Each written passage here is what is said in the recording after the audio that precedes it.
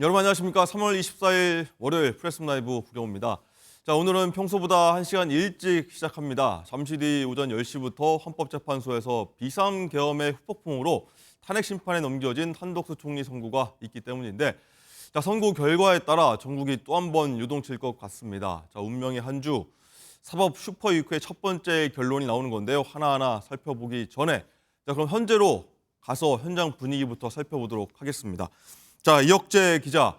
자, 이번 선고는 계엄 사태 관련해 고위공직자에 대한 천재의 첫 번째 사법 판단이 나오는 거죠? 네, 그렇습니다. 조금 뒤 오전 10시면 한덕수 총리 탄핵 소추에 대한 헌법재판소의 선고가 내려지는데요. 지난해 12월 27일 한 총리의 탄핵 소추안이 의결됐고 지난달 19일 1차 기일을 끝으로 변론이 종결됐습니다. 한 총리의 탄핵 소추 사유가 12.3 비상계엄과 연관돼 있기도 한 만큼 헌재의 판단이 주목되는데요. 선고 결과만큼이나 세부 사유에 관심이 모이고 있습니다. 한 총리의 주요 탄핵 소추 사유를 살펴보면 비상계엄이 위법했음을 알고도 국무회의를 소집하는 등 이를 방조했다는 겁니다.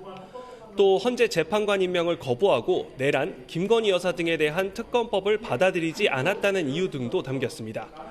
윤석열 대통령 탄핵 심판과 연관성이 있는 사유들이 있다 보니 한 총리 선고 결과로 윤 대통령 선고 결과를 예측할 수 있을지에 관심이 높은데요. 법조계에서는 비상계엄의 위법성 여부를 판단하지 않고 한 총리의 공모 여부만 볼 것이라는 예측과 그렇지 않을 것이라는 예측으로 의견이 갈리고 있습니다. 헌재가 한 총리의 탄핵 소추 의결 정족수를 대통령을 기준으로 볼지도 관건인데요. 만약 이 부분이 쟁점으로 다뤄진다면 국민의힘이 우원식 국회의장에 청구한 권한쟁의 심판 결과에 영향을 미칠 것으로 보입니다. 네, 주말에도 대규모 집회가 있어서 좀 긴장감이 좀 높아가고 있는 상황인데 지금 현재 주변 분위기는 어떻습니까?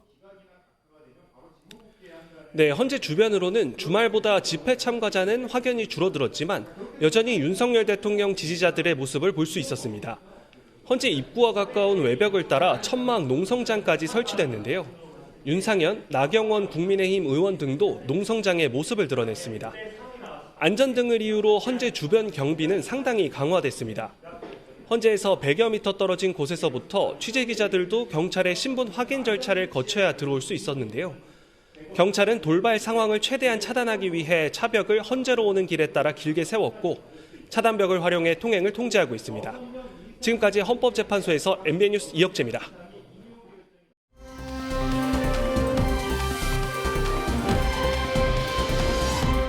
네, 이제 선고까지 이제 한 20분 남짓 좀 남은 것 같은데 저희 취재 기자들과 함께 하나씩 차근차근 살펴보도록 하겠습니다.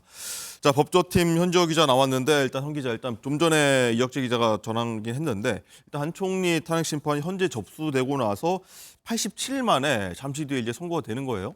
네, 그렇습니다. 오늘 오전 10시에 헌법재판소에서 선고가 될 예정입니다. 네. 지난해 12월 27일 탄핵 소추안이 접수된 지 87일 만이죠. 네. 이 계엄 사태와 관련해서 고위공직자에 대한 헌재의 첫 번째 판단이라고 할 수 있겠습니다. 일단 이게 그동안 어떻게 진행돼 왔는지 좀 정리를 해보면요. 국회 탄핵 소추안 접수가 지난해 12월 27일이었죠. 권한대행에 오른 지 윤석열 대통령이 탄핵 소추가 먼저 됐으니까 권한대행에 오른 지 13일 만이었습니다. 네. 변론 준비 기일이 두 차례가 있었고요. 접수 54일 만인 지난달 19일에 첫 변론이 열렸습니다. 예. 근데 그 첫 변론이 거의 마지막 변론이었고 한 차례였던 거죠. 예, 한 차례로 끝났습니다. 그래서 당시 변론 기일이 1시간 반 만에 종결이 됐고요. 그 이후에 이제 선고가 거의 한 달 정도 만에 선고가 되는 겁니다. 네. 어쨌든 한 차례 변론 기일만 있었고 바로 선고다라고 하는 부분은 좀 변론을 좀 봐야겠습니다만은 일단 인용이든 기각이든 좀 변론이 내리기까지 좀 비교적 좀 간단한 사안이다라고도 좀 추측해 볼 수도 있을 것 같고요. 예, 그렇습니다. 이 쟁점이 윤석열 대통령 탄핵 심판에 비해서는 조금 쟁점이 간단하다 이렇게 네. 볼 수 이런 해석이 많습니다. 일단 국회 측에서 제시한 탄핵 소추 사유들은 크게 5가지 정도인데요. 이게 하나하나 설명을 좀 해보면요. 12.3 비상계엄 사태에 방조, 가담했다. 그리고 김건희 최혜병 특검법에 반대하는 국무회의를 주재했다. 그리고 계엄 직후 이제 국민의힘과 공동 국정 운영을 구상했다. 네. 이거는 어쨌든 계엄 사태에 뭐 책임이 있는 정당과 이렇게 같이 국정 운영을 하려고 했다. 뭐 이런 네, 네. 비판이고요. 그리고 그 내란 상설특검 후보의 추천을 방기했다. 그리고 마지막으로 헌법재판관 임명을 뭐 거부했다. 이 정도 5가지로 정리를 해볼 수 있을 것 같습니다. 네. 자, 5가지 탄핵 소추 사연이 이러했고, 자, 그 중에서도 현 기자가 보기에 또 언론에서 많이 좀 다루고 있는 내용이긴 한데 가장 쟁점이 되는 부분은 뭔지 한번 정리 좀 해보시죠. 일단 크게 이 탄핵소추 사유에 나온 건 아니지만 네. 그 국회 의결 정족수와 관련된 게 있습니다. 절차상의 문제를 따지는 거죠. 예, 그렇습니다. 소추. 예, 이게 탄핵소추안 의결 정족수가 그 대통령과 국무총리가 다릅니다.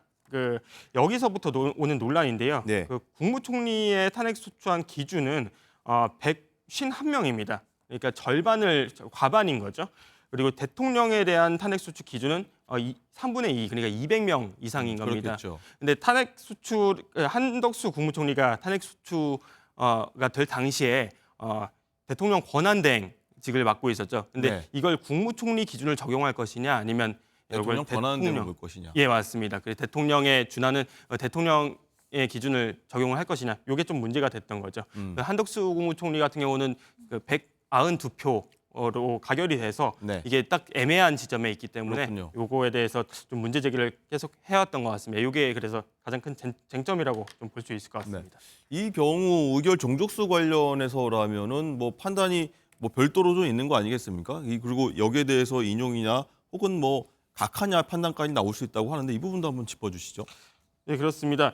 이게 각하가 나올 수 있다는 의견이 조금씩 나오는데요. 요즘 각하가 될 수 있다는 거는 이게 의결 정족수를 채우지 못하면 네. 그러니까 어쨌든 기각과 각하의 차이를 간단하게 설명을 하면 네. 기각은 내용상으로 맞지 않다. 각하는 아예 그 절차상으로 요건이 맞지 않다라는 건데 네. 이 각하라는 거는 절차상 요건을 충족하지 못했다는 거겠죠. 네. 그렇다면 이게 의결 정족수를 200명을 채웠어야 된다라고 헌재가 판단을 했다는 건데 네. 이게 참고사항을 말씀드리면 그 헌법재판소 산하의 헌법재판 연구원이 그 2015년에 발간한 그 주석 헌법재판소법이라는 게 있습니다. 예. 네, 여기 보면 그 대통령 권한대행의 경우 본래직에 대한 탄핵 발의 의결에 필요한 정족수보다 더 가중된 정족수를 충족해야 한다. 그리고 그럼 이거는 대통령 기준으로 봐야 된다라고 하는 해석인가요? 예, 그렇습니다. 오. 어떻게 보면 과거에 헌재가 이런 해석을 이미 했던 것으로 볼 수 있겠죠. 예. 이 기준을 만약에 적용을 한다면 뭐 각하될 가능성이 뭐 있다고도 볼 수 있을 것 꼭 같습니다. 그 주석서를 따라야 하는 건 아닙니까? 아니면 꼭 따라야 하는 겁니까? 어떻습니까? 강제 사항은 아니기 때문에 네. 예. 근데 헌재가 이번에는 좀 어떻게 판단할지는 지켜봐야 될 것 같습니다. 알겠습니다. 자, 쟁점하고 또 하나의 어떤 이슈까지 한번 살펴봤는데 한덕수 총리가 조금 전에 저희가 한 기자가 말씀해 드렸다시피 딱 변론기일 한 번이 있었고 1시간 반 정도 있었고 한 총리도 여기 대해서 탄핵 소추안에 대해서 뭐 항변하는 경우도 있었죠. 어떤 발언들이 있었는지 여기서 한 총리 발언 한번 들어보도록 하시죠. 저는 대통령님이 어떤 계획을 갖고 계신지 사전에 알지 못하였고 대통령이 다시 생각하시도록 최선을 다해 설득하였으며 군 동원에도 일체 관여한 사실이 없음을 다시 한번 분명히 말씀드리고 싶습니다. 네, 한 총리가 이렇게 발언을 했었고요. 형 기자 직접 헌재에서 좀 취재를 많이 해왔는데 이번 탄핵 심판 관련해서 저 말고 한 총리는 어떤 주장을 더 많이 폈습니까? 그 한덕수 총리가 탄핵 심판 변론기일에서 좀 한 말을 살펴보면 예. 그 윤석열 대통령이 어떤 계획을 갖고 있는지 사전에 전혀 알지 못했다. 그리고 대통령이 다시 생각하도록 최선을 다해 설득했다. 그리고 군 동원에도 일체 관여한 사실이 없다. 요거를 좀 강조를 했습니다. 네. 말을 들어보면 어쨌든 이제 사전 모의 정황이나 이런 것들이 계속 문제가 됐지 않습니까? 근데 그런 사전 모의한 정황에 제가 가담한 적이 없다. 한 총리가. 그리고 그 대통령이 비상계엄 선포하는 걸 계속해서 반대했다. 그리고 가담한 적이 없다. 비상계엄에. 네. 어쨌든 탄핵 소추 사유로 적시됐던 것이 그 비상계엄에 이제 가담했다, 공조했다, 공모했다, 뭐 이런 게 쟁점이 있지 않습니까? 아까 네. 말씀드린 대로. 그래서 요것들을 적극적으로 좀 부인한 걸로 볼 수가 있을 것 같습니다. 그리고 마지막 부분에서는 이제 국가 위기 상황인 것을 좀 강조를 하면서 네. 뭐 극단의 시대, 분열된 시대다 이런 것들을 지적을 했고 그리고 합리의 시대로 나아가야 한다고 이렇게 얘기를 했는데요. 그러면서 헌법재판관들에게 좀 현명한 판단을 해달라 이렇게 좀 요청을 하기도 했습니다. 네. 자, 국회 측의 어떤 탄핵 소추 이유까지 좀 들어봤고 또 하나 뭐 쟁점도 있고 뭐 국회가 추천한 헌법재판관 임명을 좀 거부한 것도 주요 사안 중에 하나예요? 예, 그렇습니다. 그게 다른 쟁점 중에 하나인 거죠. 네. 일단 직접적인 좀 계기가 됐던 겁니다. 그 국회가 추천한 헌법재판관 3명, 요거를 국회 동의가 안 돼, 그러니까 국회 합의가 없었다는 이유로 네. 거부를 했죠. 이거 보시면 여기 대해서 또 국회 측에서도 또 결의서를 또 합의문을 또 한 번 더 제출한 바 있기도 하고요. 예, 야당 맞습니다. 주도로. 예, 이후에 권한쟁의 심판이 뭐 있었는데요. 네. 이게 국회의장과 그 국민의힘 그 국회의원들 사이에 권한쟁의 심판이 있었는데 그때 당시에도 이제 합의가 있었냐 없느냐를 네. 두고 헌재에서 좀 판단이 있었습니다. 이걸 보면 당시 조한창, 정계선, 마은혁 헌법재판관 네. 후보자였죠. 이 중에 두 분은 지금 임명이 된 상태고요. 네. 요거를 거부를 했었는데 이게 문제가 됐던 게 이제 앞서 방금 말씀드린 그 권한쟁의 심판에서 보면 우원식 국회의장과 우원식 국회의장과 국민의힘 그렇군요. 예. 국회의원들 사이에 이렇게 권한쟁의 심판이 있는데 예. 이게 죄송합니다. 요거는 다시 한번 설명을 드리겠습니다. 네. 앞서 그 국회와 최상목 권한대행 간 권한쟁의 심판에서 요 관련된 예. 판단이 좀 나왔습니다. 이게 위헌 여부가 좀 나왔는데요. 헌재는 이게 재판관 후보자를 국회가 추천한 재판관 후보자를 임명해야 된다. 임명하지 않는 건 위헌이다. 이런 판단을 좀 했는데요. 최상목 권한대행이 계속해서 권한대행이 된 이후에 헌법재판관 후보자를 임명을 하지 않았었죠. 특히 두 명은 임명을 했지만 마은혁 재판관 후보자에 대해서는 임명을 안 했는데 그렇죠. 그거에 대해서 이제 국회가 최상목 권한대행에게 상대로 이제 권한쟁의 심판을 청구를 했던 겁니다. 근데 이게 어쨌든 헌재에서 판단을 한 게 이게 임명을 해야 된다. 임명을 하지 않는 건 위헌이다라고 판단을 했는데 네. 한덕수 국무총리의 탄핵소추 사유와도 직접적으로 연관이 되죠. 그래서 한덕수 국무총리의 어떤 위헌 위법이 있었느냐 요거를 판단할 때 그 근거가 좀 될 수도 있을 것 같습니다. 네, 알겠습니다. 자, 윤정 기자, 일단은 뭐 국회 분위기도 한번 볼 텐데 여야는 뭐 굉장히 이거 첨예하게 맞붙어 왔고 일단은 당연히 기각될 것이다는 여당 주장. 이거는 당연히 인정될 수 있다는 민주당, 여당의 입장이 좀 많이 섞여 있는 것 같은데 어떻습니까? 네, 그렇습니다. 국민의힘은 아무래도 이 한덕수 총리에 대해서 변론기일 자체가 한 차례로 끝났고 네. 그렇기 때문에 사안이 굉장히 단순하다. 이건 볼 것도 없이 기각이다. 이런 입장을 내세우고 있습니다. 오늘 아침 지도부 회의에서도 권영세 비대위원장이 관련 발언을 했는데 들어보시죠. 잠시 후 10시에 한덕수 권한대행의 탄핵 심판 선고가 예정되어 있습니다. 변론 기일이 단 하루에 끝났을 정도로 물을 것도 따질 것도 없는 부실 탄핵 그 자체입니다.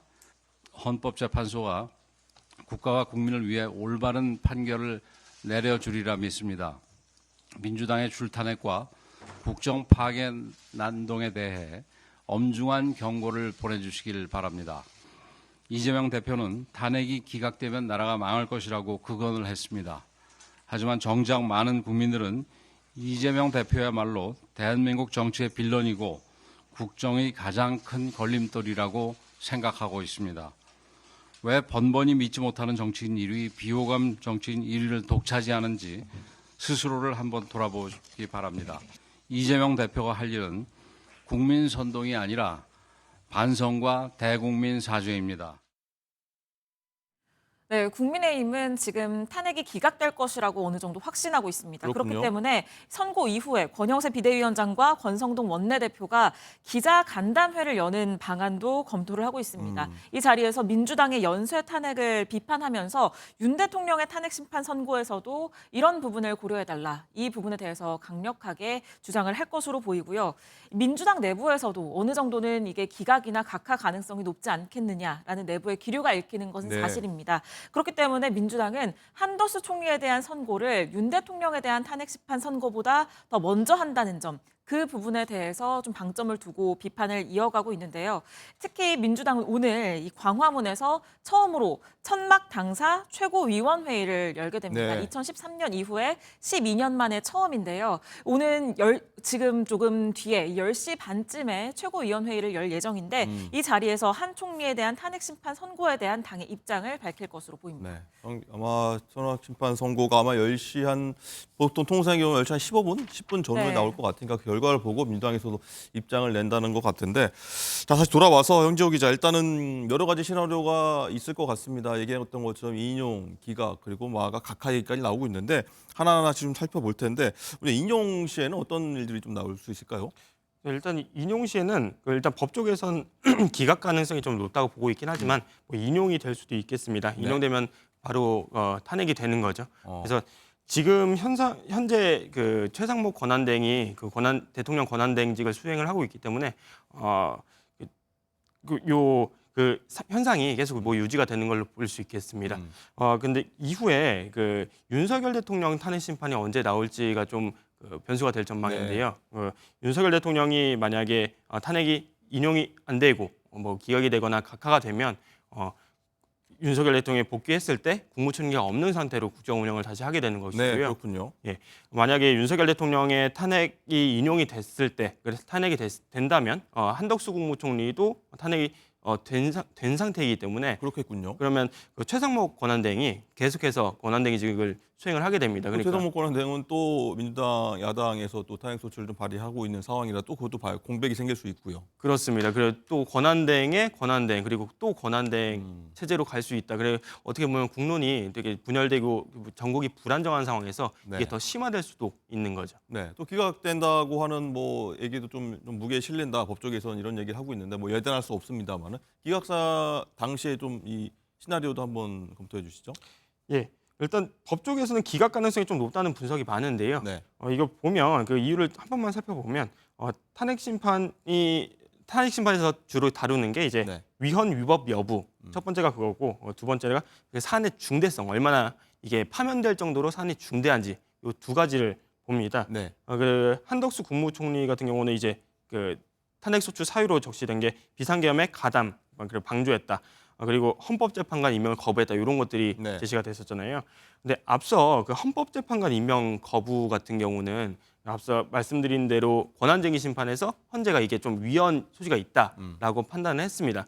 근데 다만 이게 그 파면될 정도로 이렇게 중대한가 중대한가. 이 부분에 있어서는 예. 좀 그렇지 않다고 보는 시각이 많습니다. 그러니까 이제 법조계를 좀 취재를 하면서 그 여러 법조인들한테 좀 물어본 결과 아무래도 이게 사안의 중대성이 낮을 것으로 볼 것 같다. 뭐 이런 좀 해석이 많았습니다.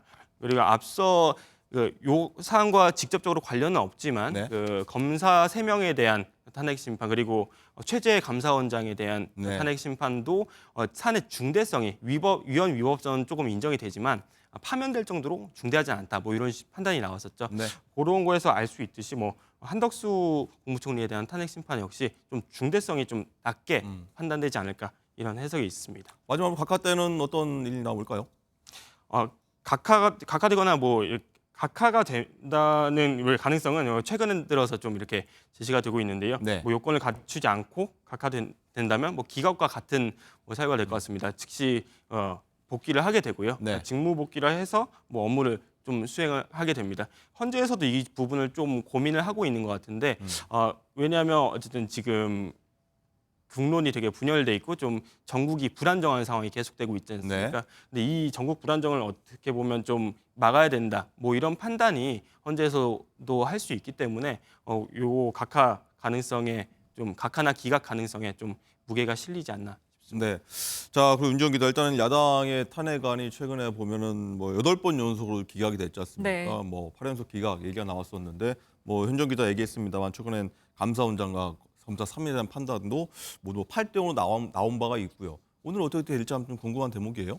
네, 그렇습니다. 지금까지 민주당이 발의한 탄핵안은 모두 30건이고요. 그리고 이 가운데 국회 본회의에서 가결이 돼서 직무정지 효력이 발생한 건 모두 13건입니다. 네. 이 가운데 이 말씀하신 것처럼 이상민 행안부 장관 그리고 이진숙 방통위원장 또 최재일 감사원장과 뭐 검사 등에 대한 이 8인에 대한 선고 결과가 나왔는데 결과는 모두 기각이었습니다. 이 헌재가 헌법재판관 8인 체제로 처음으로 선고를 한 건 이진숙 방통위원장이었죠. 예. 이때 당시에 헌재 재판관들의 의견이 정확하게 반반 4대 4로 나뉘었습니다. 그랬었죠. 이때 당시에 인용은 진보 혹은 보수 중도로 이 구분이 되는 재판관들 그리고 기각은 중도 보수로 구분이 되는 재판관들이 이렇게 의견을 내면서 결국에는 이 재판관의 정치적 성향이 이 선고 결과에 반영이 된 것 아니냐 이런 얘기가 나왔거든요. 네. 이후에 이를 의식한 데 최재 감사원장과 그리고 검사 3인에 대한 탄핵 소추안이 기각됐을 당시에는 재판장들이 만장일치로 기각 결정을 내렸습니다. 예. 그런데 다만 이때에도 좀 진보로 분류되는 재판관들의 경우에는 별개의 의견을 덧붙이는 방식으로 어떤 본인의 정치적 성향이 드러났다. 이런 평가들이 있거든요. 예. 그렇기 때문에 이번 선고 결과에도 어떤 정치적 성향이 반영이 될지 그 부분에 관심이 모이고 있습니다. 만약에 앞서서 현지호 기자가 말한 것처럼 각하로 지금 결론이 나게 된다면 네. 각하인 경우에는 헌법재판관들이 이 국회 측이 소추한 탄핵 사유에 대해서 개별적인 의견을 다 얘기는 하지 않고 굉장히 선고가 짧게 끝날 가능성이 있습니다. 다만 기각 혹은 인용인 경우에는 재판관들의 성향이 여기에서 드러나게 될 텐데 예. 지금 기각 가능성이 높다고 점쳐지는 상황에서 만장일치로 기각 결정이 나온다고 하더라도 별개의 의견 등이 붙는 경우 이 헌재가 선고를 내리는 이 시간 자체가 선고문을 읽는 시간 자체가 좀 길어질 가능성도 있어 보입니다. 그렇군요. 자, 현지호 기자, 일단은 헌재 출입을 많이 오래 했고 지금 탄핵 심판이 뭐 이런 일이 거의 3달 가까이 되지 않습니까? 이 재판관들이 저기의 성향에 따라 뭐 재판 결과가 나온다, 혹은 별개 의견을 통해서 성향을 좀 드러낸다 하는 것에 대해서 재판관들 스스로도 굉장히 여기에 대해서 언론에서 많이 집중하고 있기 때문에 부담스러워할 것 같은데 어떻습니까? 취재해 보면. 예, 그 신경을 취재가 쉽지는 않겠지만 네. 예, 신경을 안 쓴다고 볼 수는 없을 것 같습니다.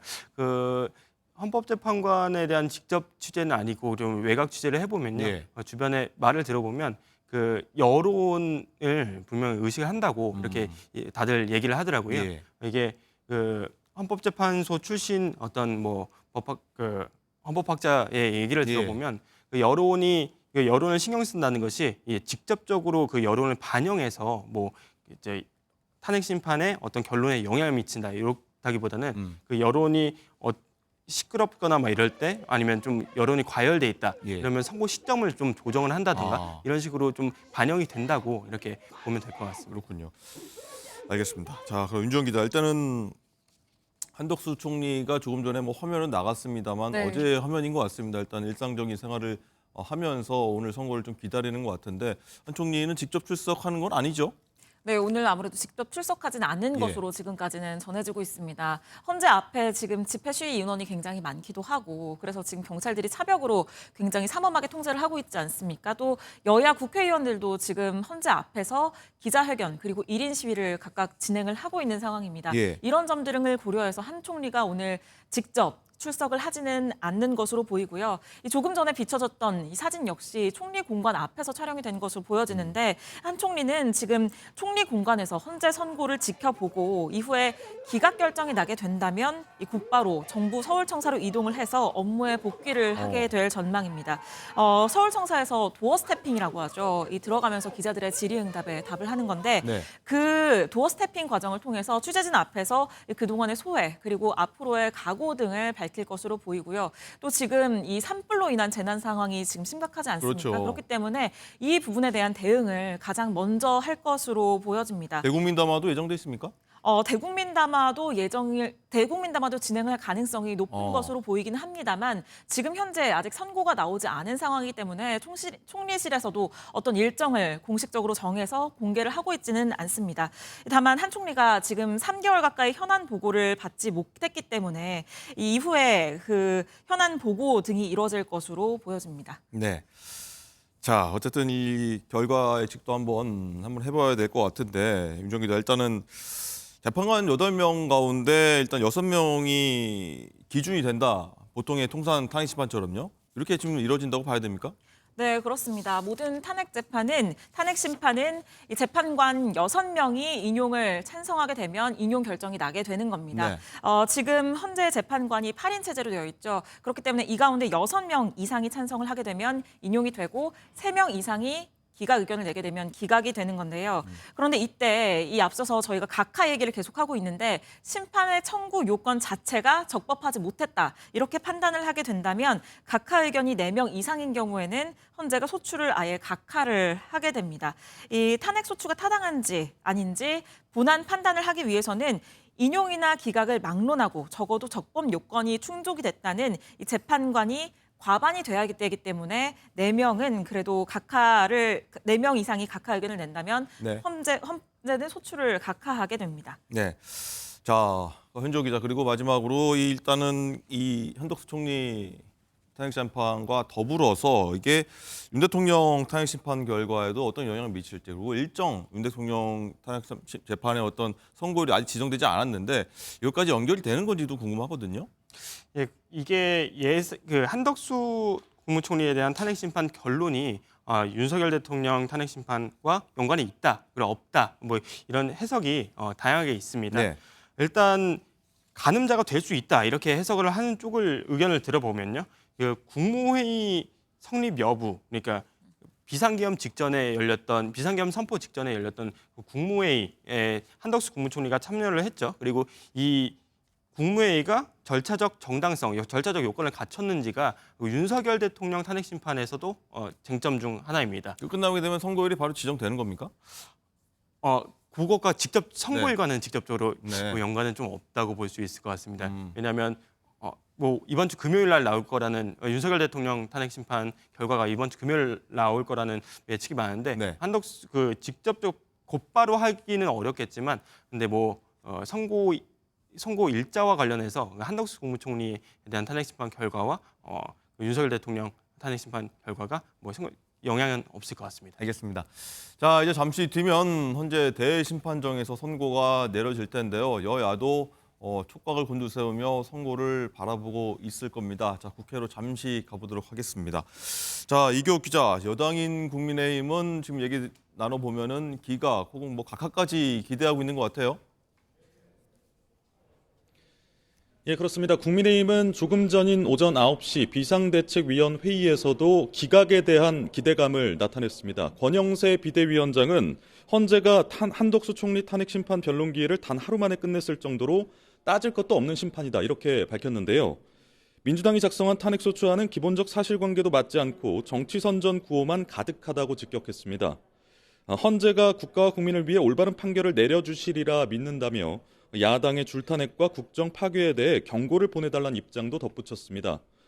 국민의힘은 또 민주당이 한 총리 탄핵으로 직무대행을 맡게 된 최상목 권한대행도 탄핵 대상으로 삼고 있다며 비판의 목소리를 이어갔습니다. 네, 지금 얘기 스튜디오에서 대담한 거 보면 이제 법조계에서는 이런 기각 가능성을 좀 더 무게를 두는 것 같은데, 자, 야당인 민주당은 지금 어떤 입장입니까?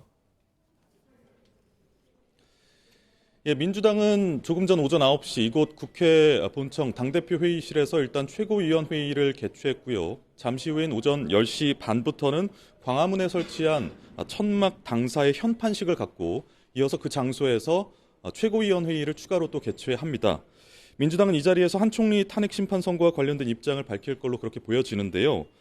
민주당은 이번 선고와 윤 대통령 탄핵 심판은 별개라는 점을 강조하고 있는데 결과와 관계없이 윤 대통령 탄핵 심판 선고 촉구 메시지를 내는데 주력할 걸로 보입니다. 민주당은 한 총리가 계엄 선포를 방조했고 국회 추천목 헌법재판관 임명을 거부했다면서 한 총리의 탄핵 사유는 충분하다는 입장인데요. 헌재 판단에 따른 여야의 입장은 확연하게 갈릴 걸로 보입니다. 지금까지 국회에서 MBN 뉴스 이교욱입니다. 네, 여야의 목소리까지 들어봤고 이제 10시가 지금 넘었기 때문에 아마 선고 절차에 들어갔을 걸로 추측이 되고 있는데, 자, 조금 전에 얘기했던 부분 한번 더 정리하면서 전문가들과 한번 얘기를 나눠볼 텐데요. 자, 윤정 기자, 일단 탄핵 심판 시나리오별로 이 인용, 기각, 각하가 있을 텐데 먼저 좀 예상 좀 해볼까요? 네, 먼저 탄핵 심판이 인용되는 경우 인용 사유가 될 가능성이 가장 높은 사유는 아무래도 12.3 비상계엄 방조 공모 의혹, 그리고 국회가 추천한 헌법재판관 후보자에 대한 임명 거부 이 두 가지입니다. 네. 이 가운데 특히 12.3 비상계엄 관련 판단은 윤석열 대통령에 대한 탄핵 심판에도 영향을 직접적으로 미칠 수가 있습니다. 비상계엄 직전에 한 총리를 포함해서 11명의 국무위원이 모두 모인 자리에서 비상계엄 선포를 위한 국무회의를 했는데 이걸 실제 국무회의로 볼 수 있는지 이 부분이 쟁점입니다. 이 국회 측은 한 총리가 비상계엄 선포를 막지 못했을 뿐 아니라 국무회의 소집을 건의하고 참석해서 비상계엄이 형식적인 정당성을 갖출 수 있게 공모했다. 이렇게 주장을 하고 있는데요. 만약에 헌법재판소가 이 국무회의를 인정하지 않을 경우 윤석열 대통령의 비상계엄이 절차적으로 위헌 위법하다는 증거가 될 수 있습니다. 반면 헌재가 한 총리가 이 국무회의에 참석했다라고 판단을 하게 된다면 비상계엄 선포 전에 국무회의 절차가 있었던 것이 되기 때문에 비상계엄이 절차적으로 위법했다. 이런 주장은 힘을 잃게 될 가능성이 큽니다. 또 중대성이 크지 않아서 기각이 될 수도 있는데요. 이 비상계엄과 관련해서 헌법재판관 비상계엄 그리고 헌법재판관 임명 거부와 관련해서 헌재가 위헌, 위법하다고 판단을 하더라도 이게 그만큼 중대성이 없다라고 판단을 하는 경우에는 기각 결정이 나올 수가 있습니다. 실제로 헌법재판소는 지난 2004년 노무현 전 대통령 탄핵 사건에서 노 전 대통령이 선거법을 위반했고 재신임 국민투표를 제안한 게 이 헌법과 법률에 위배되지만 파면할 정도의 중대성은 없다. 이렇게 밝힌 적이 있고요. 또 앞서 말씀드린 것처럼 의결 종족수 문제로 각하 결정이 될 수 있습니다. 네. 지금 조금 전에 속보 나왔는데요. 헌법재판소가 한덕수 총리에 대해서 탄핵 심판 기각을 결정했다는 속보 나와 네. 있습니다. 시작과 함께 한 2분, 3분 만에 바로 결과가 나온 것 같습니다. 한 차례 변론밖에 없어서 비교적 간단한 사안이다라고 얘기를 많이 했고 저희가 바로 조금 전에 얘기했습니다만 바로 결론이 나왔습니다. 자, 서정욱 변호사님, 일단은 기각이 바로 나왔는데 이 부분은 뭐 하실 말씀 좀 있으실 것 같습니다.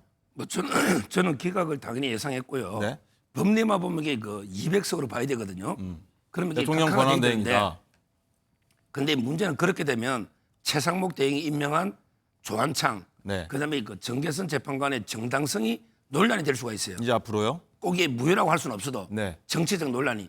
그래서 아마 이게 그 각하는 좀 이게 부담스러울 거다. 그래서 아마 이게 그 기각으로 가지 않을까 이렇게 예상했는데 네. 역시 이게 주문이 먼저 놓은 거예요. 그럼 이게 별개 의견이나 반대 의견이 있다 이 뜻입니다. 이제 별개 의견이나 반대 의견이 있으면 또 어떤 내용이 나오는지 한번 저희가 한번 추가적으로 나오는 대로 저희가 뭐 살펴보도록 하겠고요. 자, 수재원 위원님, 일단 네. 민주당 입장에서도 저희가 계속 얘기 나왔습니다만은 기각 가능성이 좀 있다라는 게 민주당 내부에서도 흘러나오긴 했었는데 일단은 기각이 돼서 이렇게 되면은 9번 연속으로 이제 탄핵들이 다 기각된 상황이라 민주당도 좀 당혹스러울 것 같기도 하고요. 어떻습니까? 그렇죠. 그러니까 결과 면에서는 이제 9번 다 저희가 패배한 것처럼 보이긴 한데요. 그 과정, 특히 이제 그 현재 이제 곧 있을 한 총리에 대해서 기각에 대한 사유와 또 그럼에도 불구하고 그 이후에 이제 평론 과정에 그게 중대한 어떤 의미가 있다. 저는 그렇게 보고 있고요.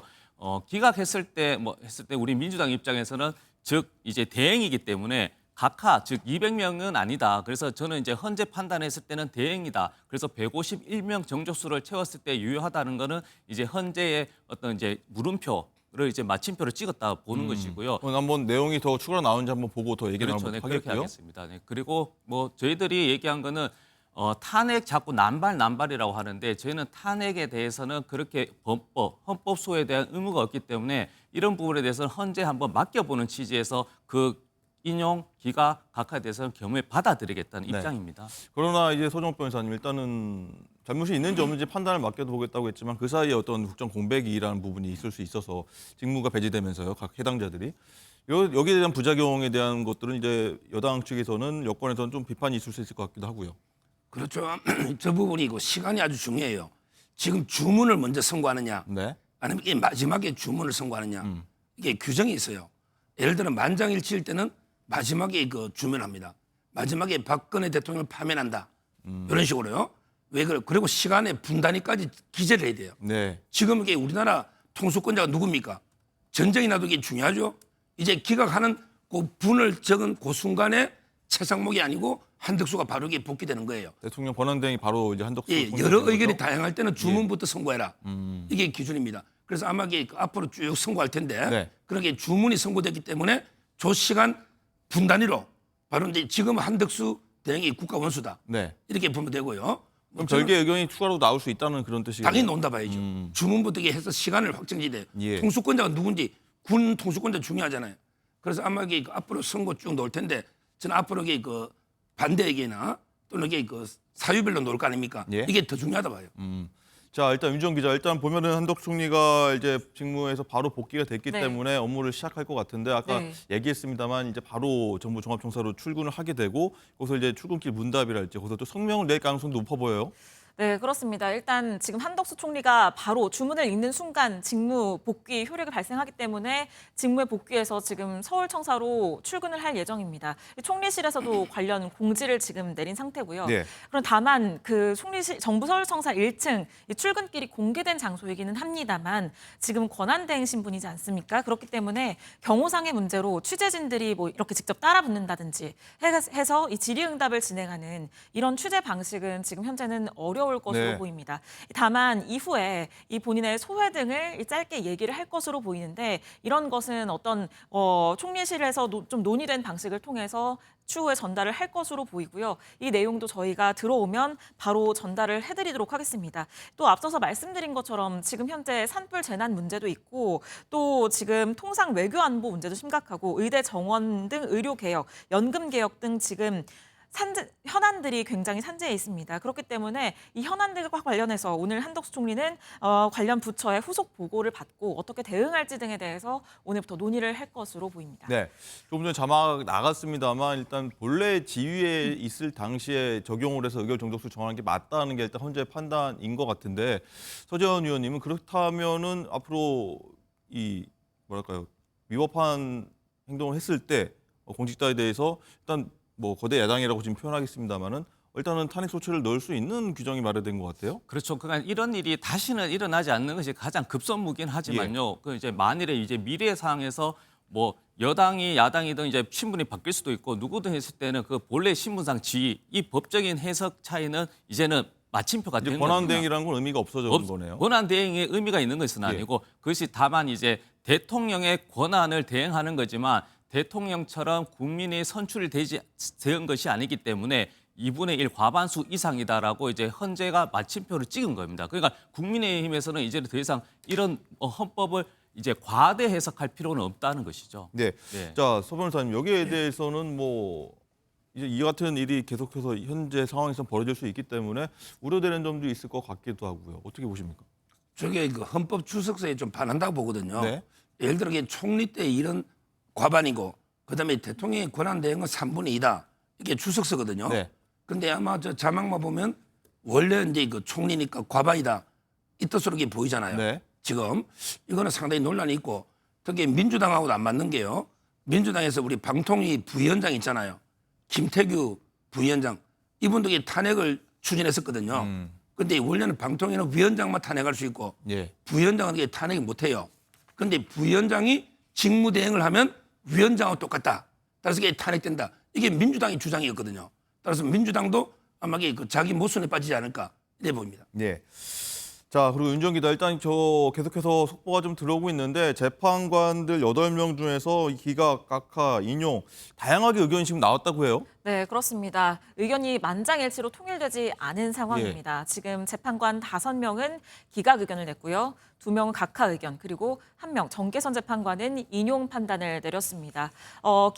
각하의 경우에는 제가 앞서서도 말씀을 드린 것처럼 예. 재판관의 절반은 각하 의견을 내야 이게 각하가 되는 겁니다. 그렇기 때문에 지금 2명만 각하 의견을 낸 상황이어서 예. 각하는 아니고 기각으로 결정이 난 거고요. 이 각하 의견을 낸 재판관은 김영도 재판관 등 2인인데 3분의 2 이상을 충족하지 못해서 탄핵이 부적합하다. 이렇게 부적법하다. 이런 의견을 냈지만 이것은 지금 별개의 의견이 된 것이고 네. 지금 헌법재판소는 권한대행이라고 할지라도 국무총리라고 한다면 국무총리의 신분에 따라서 국회 과반수 이상의 찬성으로 탄핵소추안을 처리할 수 있다. 이런 결론을 낸 것이고요. 지금 재판관 5명은 기각 의견, 그리고 앞서 말씀드린 것처럼 정계선 재판관은 인용을 판단했습니다. 네. 이 기각 의견을 낸 재판관들은 지금 한덕수 총리에 대한 이 탄핵소추 사유 자체가 대통령 권한대행직을 탄핵할 만큼의 그 위법성이 있다. 이렇게 판단을 하지 않은 것으로 지금 보여집니다. 네.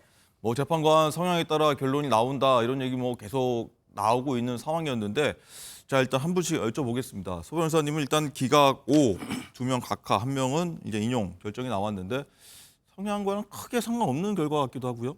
지금 이게 좀 문제인 게 어제 윤상현 의원이요. 네. 7대1로 기각이다. 이렇게 발표를 하면서 출처가 어딨냐. 진보 성향이 그 언론사 사장한테 모임에 들었다. 이게 똑같이 7대1이고요. 어제 제가 방송할 때도 7대1이고 인용 이런 전개선이다. 그다음에 김영도 주시면 각하다. 저도 이게 다 100% 맞아버렸잖아요. 이런 식으로 이게 정부가 계속 누설이 되고 있는 이것도 이게 좀 심각한 물론 예측 영역이지만 보안에 굉장히 신경 썼다고 해왔는데도 근데 나갔다. 예상대로 윤상현은 공개적으로 7대1을 했고요. 저도 이게 그렇게 했는데 제 예측대로 정계선은 왜냐하면 이게 문영배 대행이 다수 편에 안 쓴다고 비난을 많이 받았어요. 원래 소장하고 대법원장은 이게 다수 편에 서는 게 관행입니다. 아 그렇습니까? 예. 그런데 문영배 소장이 현재 내부에서 리더십을 잃고 있거든요. 그러니까 아마 이게 가장 강성 정계선 이분이 아마 인용할 거고 문영배 나머지는 이쪽으로 올 거다. 퇴임 앞두고 이렇게 예측되는데 다 그대로 지금 놓은 거죠. 그다음에 주심 재판관은 각할 거다. 김영도 이렇게 지금 그대로 놓은 거예요.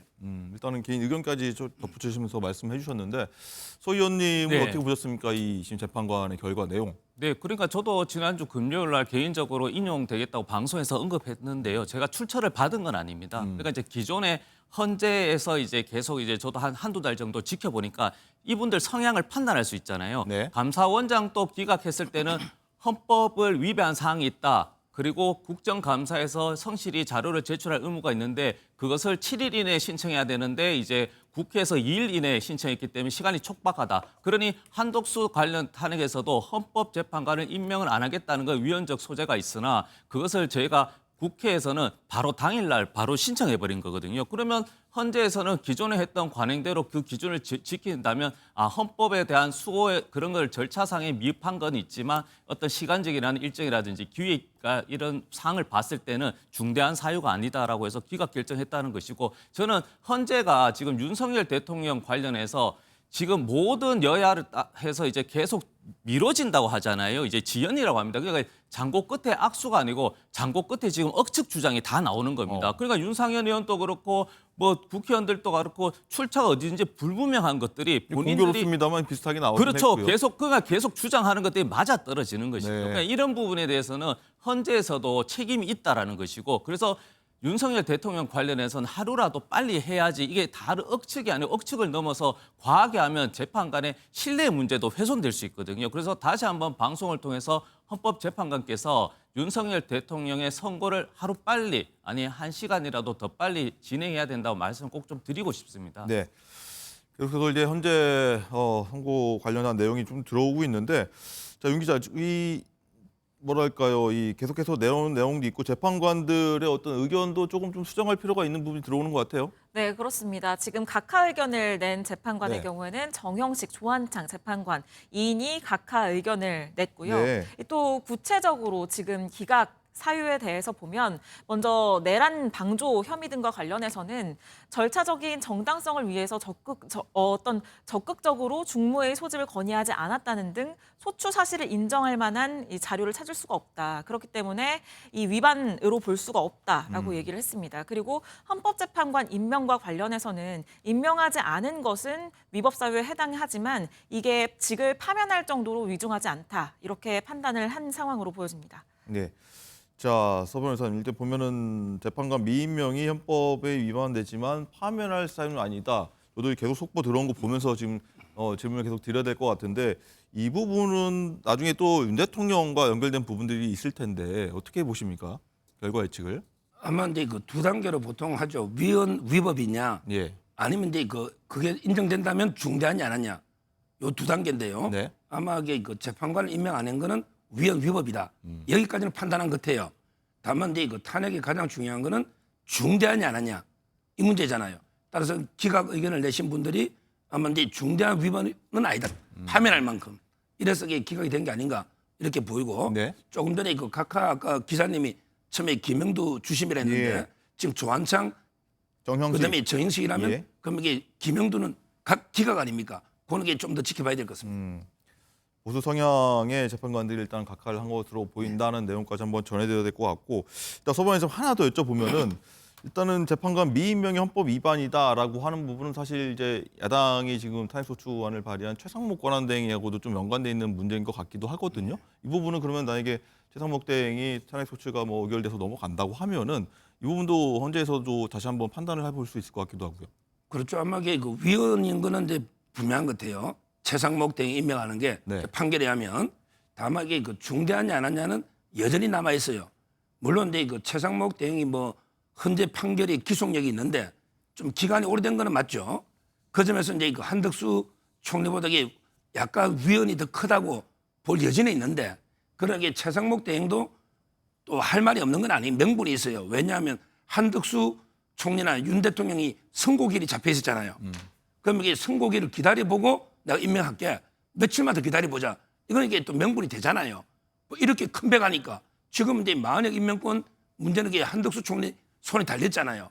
따라서 저는 최상목 대행을 만약에 탄핵해도 위헌은 있더라도 과연 이게 파면할 만큼 중대하냐는 또 이게 또 기각되지 않을까 이렇게 봅니다. 네. 서재원 의원도 하실 말씀이 좀 있을 것 같습니다. 최상목 권한대행 연결돼 있는 문제라서. 그래서 저는 개인적으로 헌재가 사실 선입 선출도 그렇고 신속하고 가장 중대한 걸 먼저 하겠다 했지 않습니까? 네. 그러니까 윤석열 대통령 선거가 먼저 돼야 되는데 왜 한덕수 총리 선거를 먼저 했을까? 제 나름대로 계속 한번 고민을 해보면 변수가 생긴 겁니다. 그 윤석열 대통령의 구속 취소가 아니고 최상목 대행의 헌재의 어떤 재판 위원이라고 했는데 그걸 계속 3주 동안 이제 한 달째거든요. 그걸 미루다 보니까 이대로 갔다가는 윤석열 대통령 파면했을 때는 실질적으로 이제 윤석열 대통령 체제가 아니고 이제는 최상목 대행 체제이기 때문에 더 불리하다는 게 불안정하다는 겁니다, 국가가. 그래서 저는 한덕수 총리에 관련해서도 힌트를 준 것이 아니라 명확하게 한 거잖아요. 그 헌재 재판관을 미임명한 헌법 법률 위반이다라고 못을 박은 겁니다. 그렇기 때문에 이제 한덕수 총리는 바로 이제 임명을 이제 또 시행하겠죠. 그렇게 됨으로써 이제 최상목 대행 자체는 어떤 공무원 자체, 대한민국 공무원은 헌법을 또 지킬 헌법 수호의 책무가 있는 것인데 이것을 방기했다. 그것도 하루 이틀이 아니고 한 달 동안. 그렇기 때문에 국민의힘이 아니라 민주당 입장에서는 이게 헌법 수호의 관점에서는 최상목 대행의 변수, 즉 헌재에서도 여기에 대해서도 윤석열 대통령의 파면 이유를 걱정해서 저는 한덕수 국무총리를 기각했다는 그 결정문의 한 사유라고 보는 것이죠. 네. 자, 헌재 발표 내용 하나씩 좀 볼 텐데 이 한덕수 총리뿐만 아니라 계속해서 말씀드리지만 윤 대통령 탄핵 심판이 이제 점점 좀 다가오고 있는데 아마 윤 대통령 탄핵 심판 결과에 어떤 가늠자가 될 거라는 부분이 굉장히 많았기 때문에 어떤 힌트가 나올 수 있을지 단서가 나올 수 있을지 하나씩 좀 볼 텐데 자, 윤정 기자 보면은 헌재가 한덕수 총리 계엄 전 국무회의 관련 적극적 행위 증거가 없다라고 지금 일단은 얘기가 나오고 있는데 어떤 내용입니까 구체적으로? 네, 이 적극적으로 어떤 계엄에 가담하거나 방조하지 않았다라는 의미로 지금 네. 해석이 되는데요. 다만 이 부분을 윤 대통령에 대한 탄핵 심판 선고와 직접적으로 연관을 시키기는 어려워 보입니다. 왜냐하면 한덕수 총리는 지금 계속해서 이 국무회의 전에 이 비상계엄에 대해서 몰랐다라고 얘기를 하고 있는 상황이기 때문에 이 부분에 대해서 한 총리에 대한 이 판단이 윤 대통령에 대해 그대로 적용되기는 어렵겠다.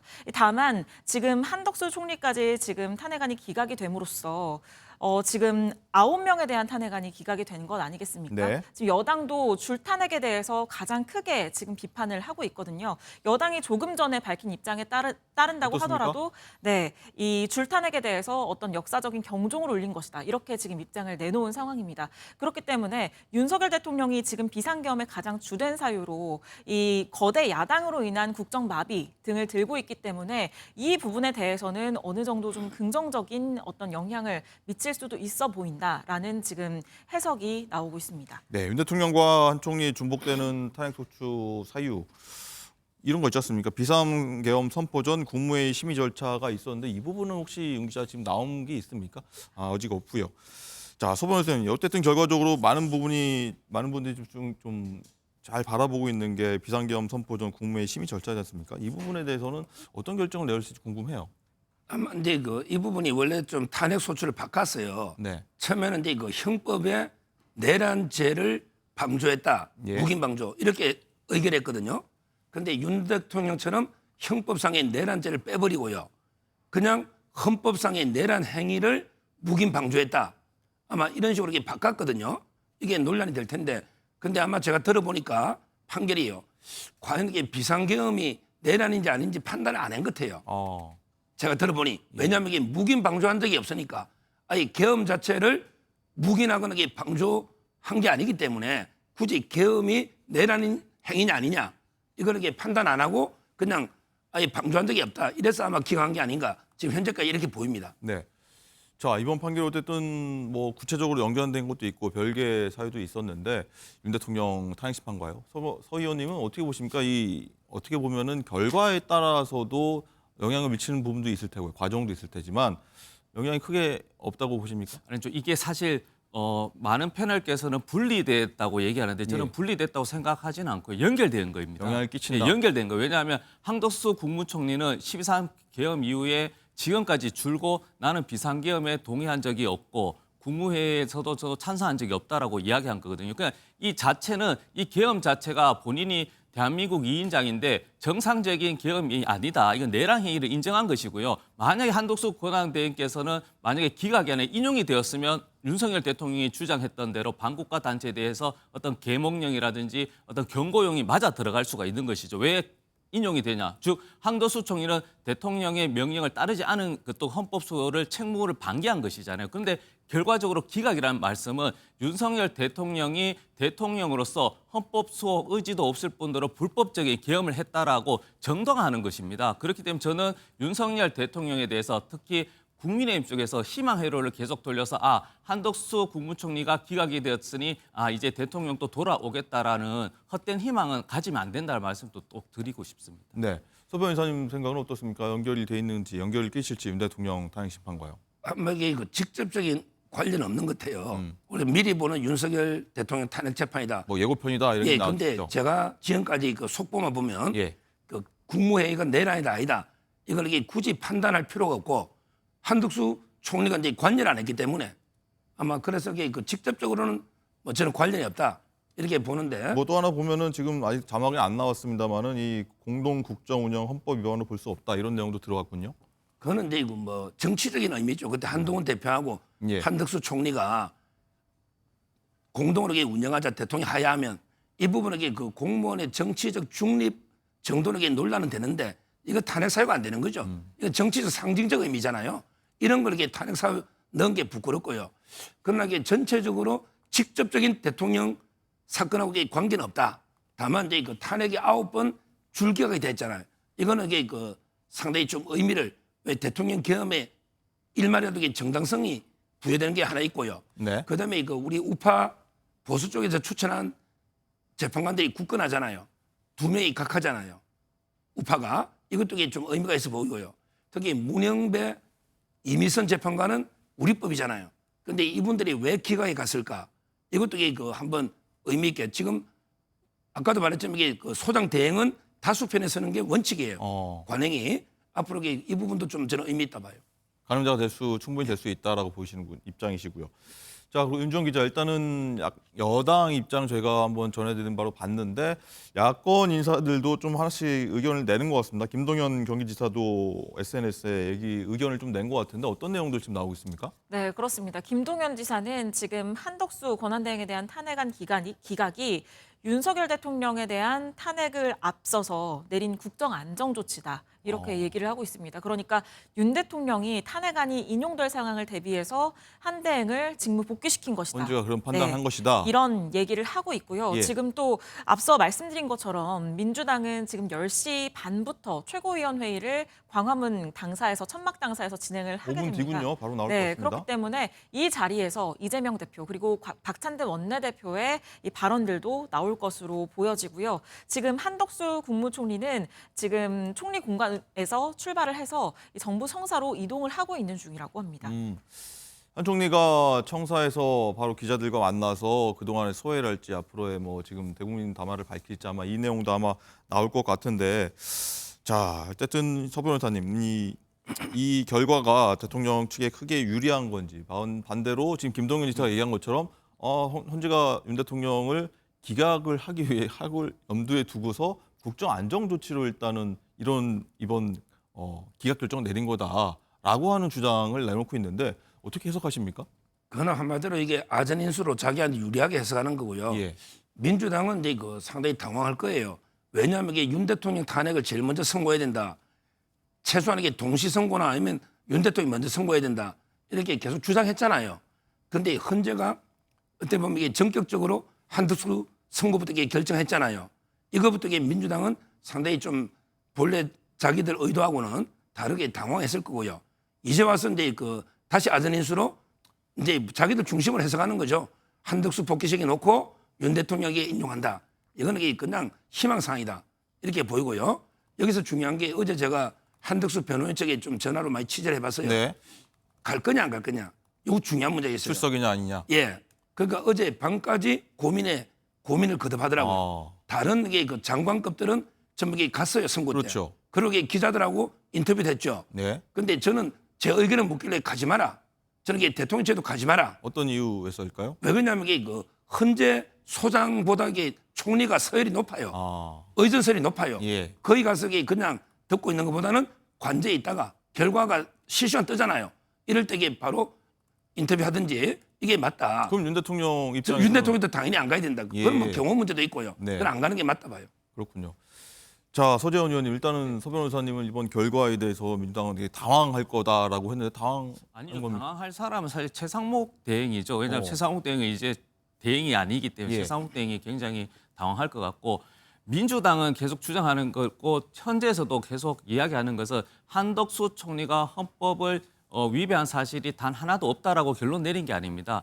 중대한 어떤 사안이 없고 그리고 더 나아가서는 검찰 조사라든지 그 자료를 받지 못했습니다. 그러니까 이것은 형사재판에서 다룰 문제이기 때문에 저희는 다룰 수가 없다. 그렇기 때문에 한덕수 총리 자체가 어떤 헌법 소회에 굉장히 적극적으로 임했기 때문에 기각된 것이 아니고 지금 조사, 형사재판이 아니기 때문에 기각이다. 그래서 저는 이것은 또 형사재판에서 한덕수 총리가 실질적으로 국무회의 등 여러 가지 사항에서 내란을 동조했거나 혹은 방조했는지 더 나가서 헌법재판관 민명 자체도 어떤 형사상에서도 고소고발로 인해서 책임 있는 거는 계속 따질 문제다. 이런 말씀을 예. 꼭 드립니다. 자, 지금 제가 봐도 예. 정확한 그 재판관들의 그 판단은요. 네. 정영식, 조한창은 이제 각하고요. 아까 200석. 예. 그다음에 그 정계선은 인용이고. 네. 그다음에 중요한 게 김복형은요. 기각인데 아니, 법 위반도 아니고 기각이다. 그 나머지 4명은 법원 위반했는데 보수성향 중요한 게 재판관이라고 알려진 인물이죠. 그렇죠. 김복형 재판관에게 법 위반도 없다. 네. 그래서 기각이라는 거고 나머지 4명 기각은 법원 위반했는데 중대한 게 아니다. 이렇게 그 지금 정보 보고 오고 있습니다. 알겠습니다. 자, 윤정 기자 아까 조금 전에 이야기했습니다만 한덕수 총리가 바로 정부 청사에 출근을 했는데 바로 기자들과 만나서 입장을 밝힌 것 같아요. 어떤 얘기 나왔습니까? 네, 그렇습니다. 조금 전인 10시 20분을 조금 넘긴 시각에 한덕수 권한대행이 이제 정부 청사 1층에 들어갔습니다. 이때 이제 소회를 밝혔는데요. 헌법재판소에 일단 감사 인사를 전했고요. 그리고 지금 산재한 현안이 많기 때문에 급한 일에 대해서 수술이 네, 한 총 얘기 들어보시죠. 대응을 준비하고 실천하고 또 지정학적 대변혁의 시대에 우리 대한민국이 정말 잘 우리의 발전을 계속할 수 있도록 우리 국무위원과 정치권과 국회와 또 국회의장님과 모두 힘을 합쳐서 최선을 다해서 해나가겠습니다.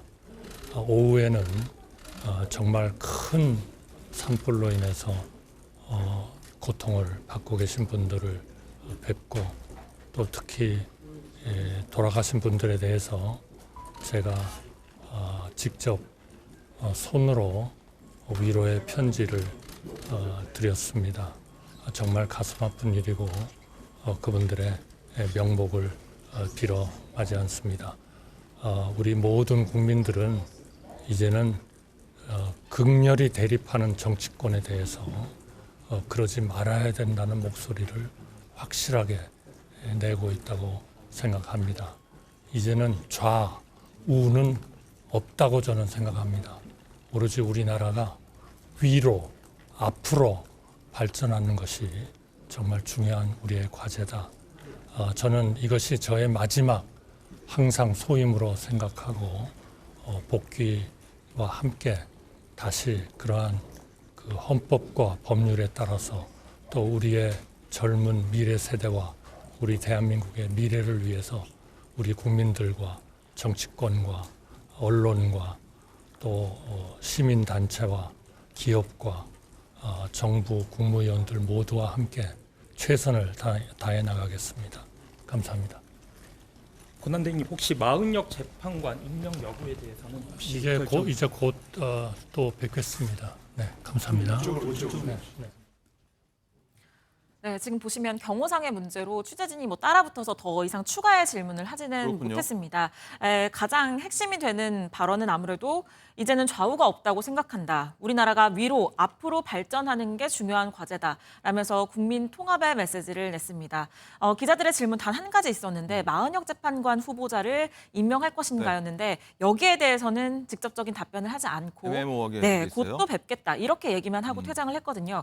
지금 헌법재판관들의 의견 가운데 지금 정계선 재판관이 인용 의견을 냈는데 그 가장 주요한 것이 헌법재판관 임명을 하지 않은 것. 이 부분이 위법하다라는 부분이었습니다. 그렇기 때문에 아무래도 마은혁 재판관 후보자를 임명하라라는 야당의 압박이 더 거세질 것으로 보이는데요. 앞으로 이 부분에 대해서 대응을 하는 것도 좀 중요할 것으로 보이고요. 또 조금 전에는 대통령실에서도 입장이 나왔습니다. 네. 이 대통령실은 마찬가지로 이 헌법재판소의 결정을 환영한다면서 헌법재판소의 오늘 결정으로 국회 탄핵 남발이 무분별하고 악의적인 정치 공세였음이 다시 한번 입증됐다. 한덕수 권한대행 겸 총리의 직무 복귀가 국가 정상화의 출발점이 되기를 기대한다. 이런 입장을 내놨습니다. 네, 저기 민주당이 지금 10시 반부터 광화문 앞에서 이제 최고위원회를 열면서 아마 입장을 지금 낼 것으로 보이는데, 자, 소재원 의원님 지금 보이는 화면입니다. 민주당 일각에서는 일단 민주당에서 이런 줄탄핵에 대해서 사과부터 해야 되는 거 아니냐. 그런 다음에 마은혁 재판관 임명을 다시 이제 요구를 하거나 이렇게 되는 거 아니냐. 이런 얘기도 있어요. 그렇죠. 그러니까 저희는 줄곧 얘기한 게 탄핵될 만한 분들이 이제 탄핵을 우리가 한 것이고 그에 대한 국정 공백이라든지 여러 가지 부작용이 있었었잖아요. 그에 대해서 비판은 수용하겠다. 그런 입장인 것이고 예. 저는 사과를 할 사람은 진짜 한덕수 총리 이분인데 이분은 좌우가 없다 해서 앞으로 위로 가자고 했잖아요.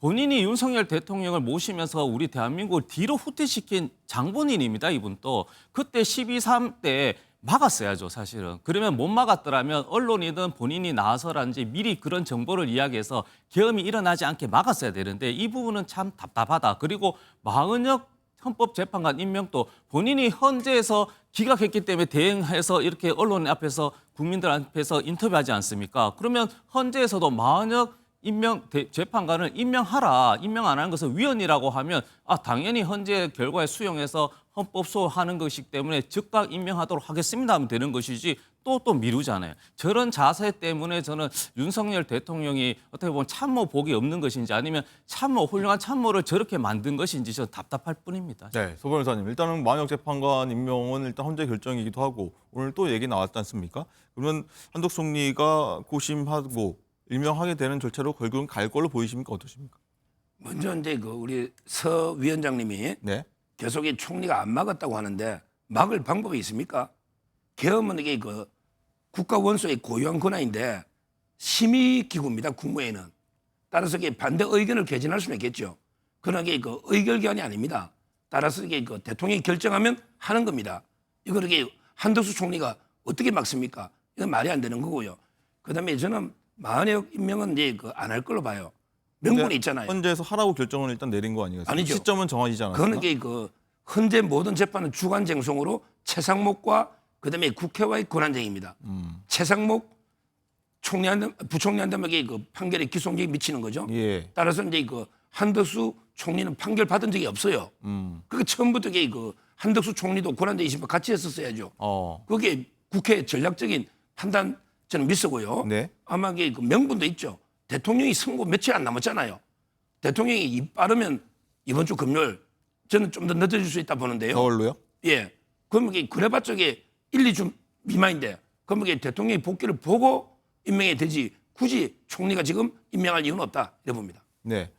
소 의원님, 일단은 그럼 마은혁 재판관 임명은 다시 원점이 되는 것 같아요. 말씀만 들어보면 무효가 헌재에서 내린 결정이 무효가 됐기 때문에. 저는 말씀드린 그 기준이 동일하면 상관없습니다. 그러면 최상목 대행도 헌재 결과는 제가 이제 판단했을 때는 한번 판결문을 꼼꼼히 확인해보고 법무부에 확인해서 이거 위법 사인지 본인이 또 확인해서 하겠다는 게 지금 3주차잖아요. 네. 그런 논리라면 한덕수 총리 대행도 지금 기각이 되었는데 본인이 최상목 대행이 판단했을 때는 이것이 제가 봤을 때는 기각이 아니고 인용 사유가 될 수 있을 것 같아서 한번 3주 뒤에까지는 제가 대통령 자리에 계속 앉겠습니다 했을 때는 그러면 누가 이 나라의 대행입니까? 그렇기 때문에 저는 헌재의 결과는 수용해야 된다. 그래서 한덕수 관련해서도 기각, 대행은 한덕수고 그리고 마흔 임명각도 즉시 임명해야 되는 것입니다. 그럼 또 다른 조치가 취해질 수 있습니까? 한덕수 총리가 임명을 안 한다고 하면은? 아니 조치를 저희들이 뭐 야당이 할 수 있는 게 없죠. 그러면 이제 헌재에서 만약에 정말 2주, 3주 또 미루잖아요. 그러면은 헌재에서도 특별하게 또 언급해 주시거나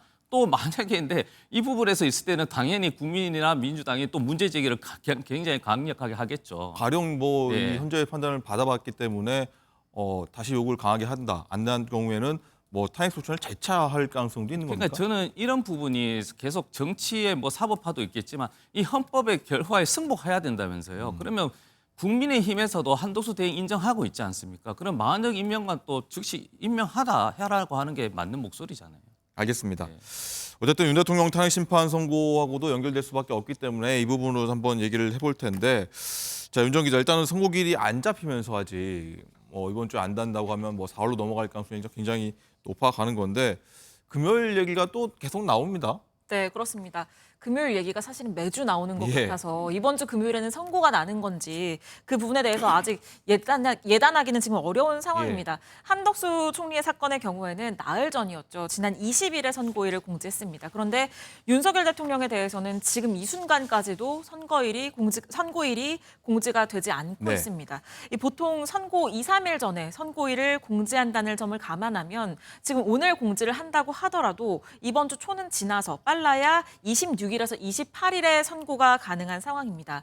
그런데 이번 주를 지금 슈퍼위크라고 사법 슈퍼위크라고 얘기를 하는 게 많은 거 있습니다. 네, 오는 26일에 이 서울고법에서 이 대표에 대한 선거법 위반 사건 2심 선고가 예정이 돼 네, 있죠. 이재명 대표. 네, 지금 이게 굉장히 정치적으로 민감한 재판이기 때문에 헌재가 이날 윤 대통령에 대해서 선고를 할 가능성은 크지 않은 것 같다. 이런 게 법조계의 시각이기도 하고요. 예. 또 주목할 만한 게 이날이 저도 최근에 알았는데 전국연합학력평가, 고교 전국연합학력평가가 있는 날이라고 네, 지금 합니다. 일정이 나가고 있습니다. 화면에. 네, 그렇습니다. 그런데 앞서서 이 대통령 선고일에는 지금 여야 지지층들의 충돌 가능성이 있기 때문에 교육당국이 이 전체적으로 학교에 대한 휴교를 계획하고 있다. 이렇게 얘기를 했거든요. 수요일에 선고를 하게 되면 이 지금 학력평가 일정에 영향이 생기는 상황이어서 그렇고요. 그리고 27일은 매달 마지막 주 목요일에 진행하는 헌법소원 등 일반 헌법재판 정기 선고일입니다. 예. 그렇기 때문에 이 정기 선고일에 윤 대통령에 대한 탄핵 심판도 선고할 가능성은 좀 낮은 것 같다. 그래서 결국에는 빨라도 28일 아니겠느냐 이런 얘기가 나오고 있는 거고요. 예. 또 여기에 더해서 지금 오늘 한 총리에 대한 탄핵 심판 선고에서도 재판관들의 의견이 굉장히 갈려 있다라는 것이 확인되지 않았습니까? 예. 윤 대통령에 대한 탄핵 심판 평의가 지금 진행 중인데 여기에서도 재판관들의 의견이 굉장히 이견이 있는 상황이라면 이 이견을 조율하는 과정이 더 오래 걸릴 수도 있다. 그렇기 때문에 이 선고가 4월로 밀릴 수도 있다. 이런 전망까지 나오고 있습니다. 다만 문영배 헌재 소장 등에 대한 이 퇴임이 지금 4월 18일로 예정이 돼 있기 때문에 그렇죠. 그전에는 나올 것이다. 이런 시각이 지배적입니다. 자, 서 변호사님, 일단은 이번 주 굉장히 많은 사법 일정이 있고 굉장히 좀 중차대한 문제들이라서 헌재가 이런 것까지 감안을 해서 선고를 정합니까? 아니면은 정말 결정이 나는 대로 바로 선고를 잡게 됩니까? 지금 이제 그 선고일은 기자들 보고요. 네. 헌재 가서 이게 쓸데없이 고생하면 취재하지 마라. 어디가 제일 빨리 하느냐? 네. 대통령 경호실입니다. 네. 대통령이 제일 먼저 알아요. 왜 그러냐면 이게 경호 문제가 있기 때문에 한 3, 4일 전에 경호를 해야 됩니다. 헌재. 헌재가 경호실에 통보를 한다. 예. 언제 잡힐까? 그다음에 하는 게 경찰이에요. 예. 왜냐하면 이게 한 2, 3일 전부터는 사람들에게 헌재를 섬으로 만들어 버려요. 100m 이내를 진공섬으로. 네. 따라서 이게 그 경호처가 제일 먼저 알고 그다음에 이 경찰이다. 그러고 나서 당사자들은 한 2, 3일 전에 통지해 줄 겁니다. 따라서 제가 보기에 뭐 지금 며칠 내는 어렵고요. 그럼 말씀대로 이번 주는 거의 넘어가겠네요. 네, 이거는 이게 누가 결정하느냐. 보통 이것도 이게 평의로 투표가 언제 선고하자 할 수 있는데 관행적으로는 이게 그 대법원장이나 헌재 소장의 소송 지휘권에 존중해 주는 게 관행이에요. 네. 이 말은 이게 문영배 소장이 결정하는 겁니다. 언제 선고할지는. 그리고 이게 그 주심 재판관, 정형식 재판관 의견을 참고하죠. 그러면 이게 그 문영배 소장이 대충 이게 분위기만 볼 거예요. 평결은 당일날, 선고 당일날 오전에 합니다. 정확하게 몰라요. 그래서 이게 지금 5.5대 2.5다, 5대 3이다, 4대 4다. 아마 이게 문영배 재판관 입장에서는 확실하게 6표가 안 보이는 거예요. 그러니까 기회를 안 잡는 거죠. 저는 이게 경론이 벌어지고 있단 말이에요. 알겠습니다. 자, 지금 광화문 민주당 천막 당사에서 박찬대 원내대표가 입장을 헌법재판소가 발표합니다. 들어보시죠. 내란숙의 윤석열을 파면할 때까지 광화문 천막 당사를 투쟁의 거점을 삼아 국민과 함께 내란 종식을 위해 싸우겠습니다. 국민이 승리하는 역사를 만들기 위해 더불어민주당은 최선을 다하겠습니다. 윤석열이 작년 국회에서 계엄 해제 요구안이 가결된 뒤 2차 비상계엄을 시도하려 한 정황이 확인됐습니다. 윤석열이 12.3 비상계엄 해제 요구안 가결 뒤 국회의원부터 잡으라고 했는데 라며 김용현 전 국방부 장관을 질책하면서 비상계엄을 재선포하면 된다고 말한 사실이 방첩사 간부들의 증언으로 드러난 것입니다. 국회의 적법한 계엄 해제에도 따르지 않고 2차 계엄까지 시도하려 한 윤석열의 집착과 집요함이 성공했다면 대한민국이 어떤 상황을 맞았을지 끔찍합니다. 수천 명이 체포되고 수만 명이 피 흘리는 상황이 생겼을 것이고 대한민국 경제는 회생 불가 수준으로 폭망했을 것입니다. 윤석열의 직무복귀는 곧 대한민국을 테러가 난무하는 후진 독재국가로 만드는 길이라는 사실이 명확합니다. 나라를 파멸로 이끌 망상에 사로잡힌 헌법 파괴자 윤석열을 즉시 파면해야 합니다. 그 길이 국민이 살고 나라가 사는 길입니다. 헌법재판소가 헌법에 따라 해야 할 일을 제때 하길 바랍니다. 헌법재판관들이 국민과 역사를 위한 결단을 내리길 촉구합니다. 더불어민주당은 헌법재판소의 신속한 윤석열 탄핵심판 선고 촉구를 위한 전원위원회를 추진하겠습니다. 현재 대한민국에서 가장 중요한 과제는 당연 헌정질서와 민주주의를 지키는 일입니다. 이를 위해 첫 번째가 헌정질서를 파괴한 윤석열을 파면하는 것입니다. 그러나 헌법재판소의 윤석열 탄핵심판 선고가 지연됨으로써 국민의 일상이 깨지고 사회적 혼란이 커지고 경제적 피해도 가중되고 있습니다. 국회는 헌법기관으로서 헌법 수호의 책무를 다해야 합니다. 전원위원회를 열어 신속한 탄핵심판 선고 촉구 결의안을 촉구하는 국회의원들의 의지를 보여줄 때입니다. 제적인원 4분의 1 이상의 국회의원이 요구하면 전원위원회를 열 수 있는 만큼 신속하게 전원위원회가 열릴 수 있도록 속도감 있게 추진하겠습니다. 헌법을 지키자고 하는 전원위원회를 반대할 정당은 위원정당 말고는 없을 것입니다. 한 꼭지 더 말씀드리겠습니다. 헌법재판소가 한덕수 총리 탄핵을 기각했습니다. 유감입니다. 그러나 헌법재판소는 정족 의결소와 관련 대통령이 아닌 총리의 경우 제적위원 과반수가 적법하다고 분명하게 결론 내렸습니다. 또 국회 추천목 헌법재판관 3인을 임명하지 않는 것이 위헌이라는 점도 분명히 했습니다. 권한대행은 헌법 수호의 막중한 책무를 다해야 하는 자리입니다. 한덕수 총리는 이 사실을 명심하고 헌법 수호를 국정의 최우선 과제로 삼을 것을 강력하게 촉구합니다. 위헌 판단이 난 헌재재판관 미임명 상태를 해소하고 법률에 따라 상설특검 추천 의뢰를 즉시하길 촉구합니다. 이제 내란숙의 윤석열만 남았습니다. 헌법재판소가 윤석열 탄핵심판 선고를 즉각 내려줄 것을 요청합니다.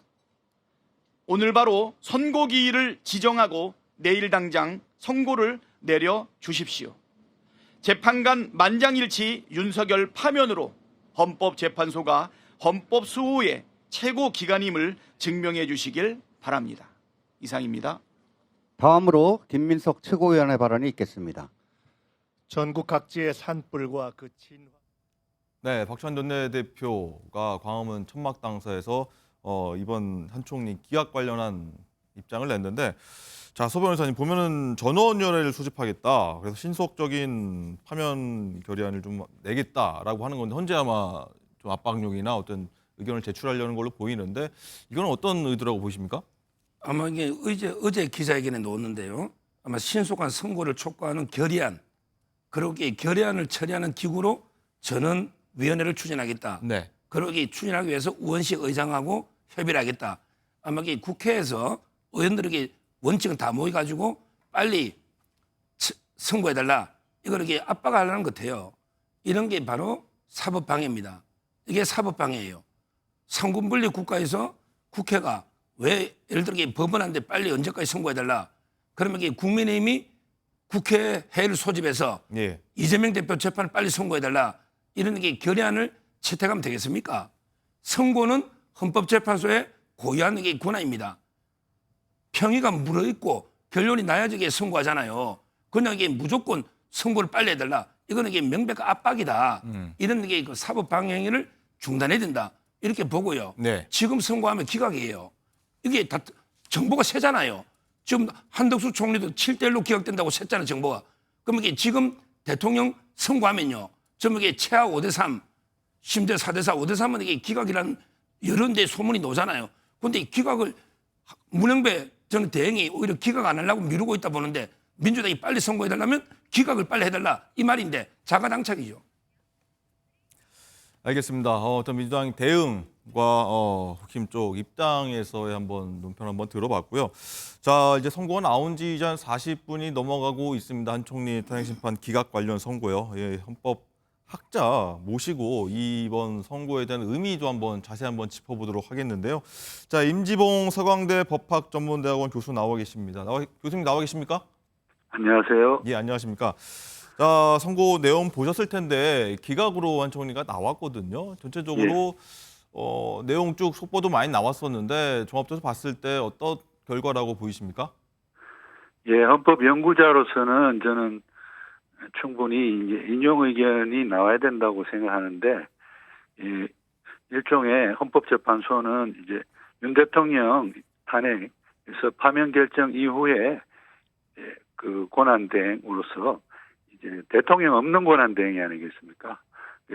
중요해지는 권한 대행으로서 또 60일 이내에 새로운 대통령을 뽑는 대선을 준비하고 관리할 권한 대행으로서 최 부총리보다는 한덕수 국무총리가 더 안정적으로 이끌 수 있다라고 보고 그런 여러 가지 이유로 기각 결정을 내린 것 같습니다. 예. 일단은 보면은 윤 대통령과 좀 연관성이 있는 맞물린 사안들도 좀 있었지 않습니까? 이 부분에 대해서는 윤 대통령 사건을 미리 볼 수 있는 예고편이다라고 다들 언론에서 주목을 해왔는데 예. 그 부분들은 어떻게 판단하시겠습니까? 예, 미리 안 보여줬죠. 안 보여줬습니까? 그러니까 이게 가장 튼튼한 연결고리가 그러니까 윤 대통령의 비상계엄 선포를 한 총리가 묵인 방조 공모했느냐와 관련해서 묵인 방조 공모 행위가 없었다고 하면서 그렇기 때문에 그 논리적 전제인 윤 대통령의 비상계엄 선포가 위헌 위법하다고는 살필 필요도 없어져 버린 것이죠. 그러면서 묵인 방조 공모에 대해서는 위헌 위법성을 인정하지 않는 식으로 그 윤 대통령의 비상계엄 선포의 위헌 위법성에 대한 판단은 피해간 것으로 보입니다. 피해갔다는 거 하면 정치적 부담 헌재에서도 느끼는 것 같은데. 그렇죠. 오늘 만약에 비상계엄의 위헌 위법성에 대해서 판단을 해버리면 그러면 윤 대통령 측이나 또 윤 대통령을 지지하는 분들이 반발을 하고 결정 선고 전에 이미 불복을 하는 그런 태도를 보일 수도 있기 때문에 현재로서는 그 윤 대통령 탄핵 결정문을 미리 보여줄 수 있는 그러한 부분들은 최대한 보여주지 않은 것으로 생각합니다. 비교적 간단한 사안들이었다. 윤 대통령에 비해서 이런 의견들도 많았지 않습니까? 그래서 일단은 이런 선거가 나온 거 결과가 나온 게 아니냐 이런 시각도 있을 것 같기도 하고요.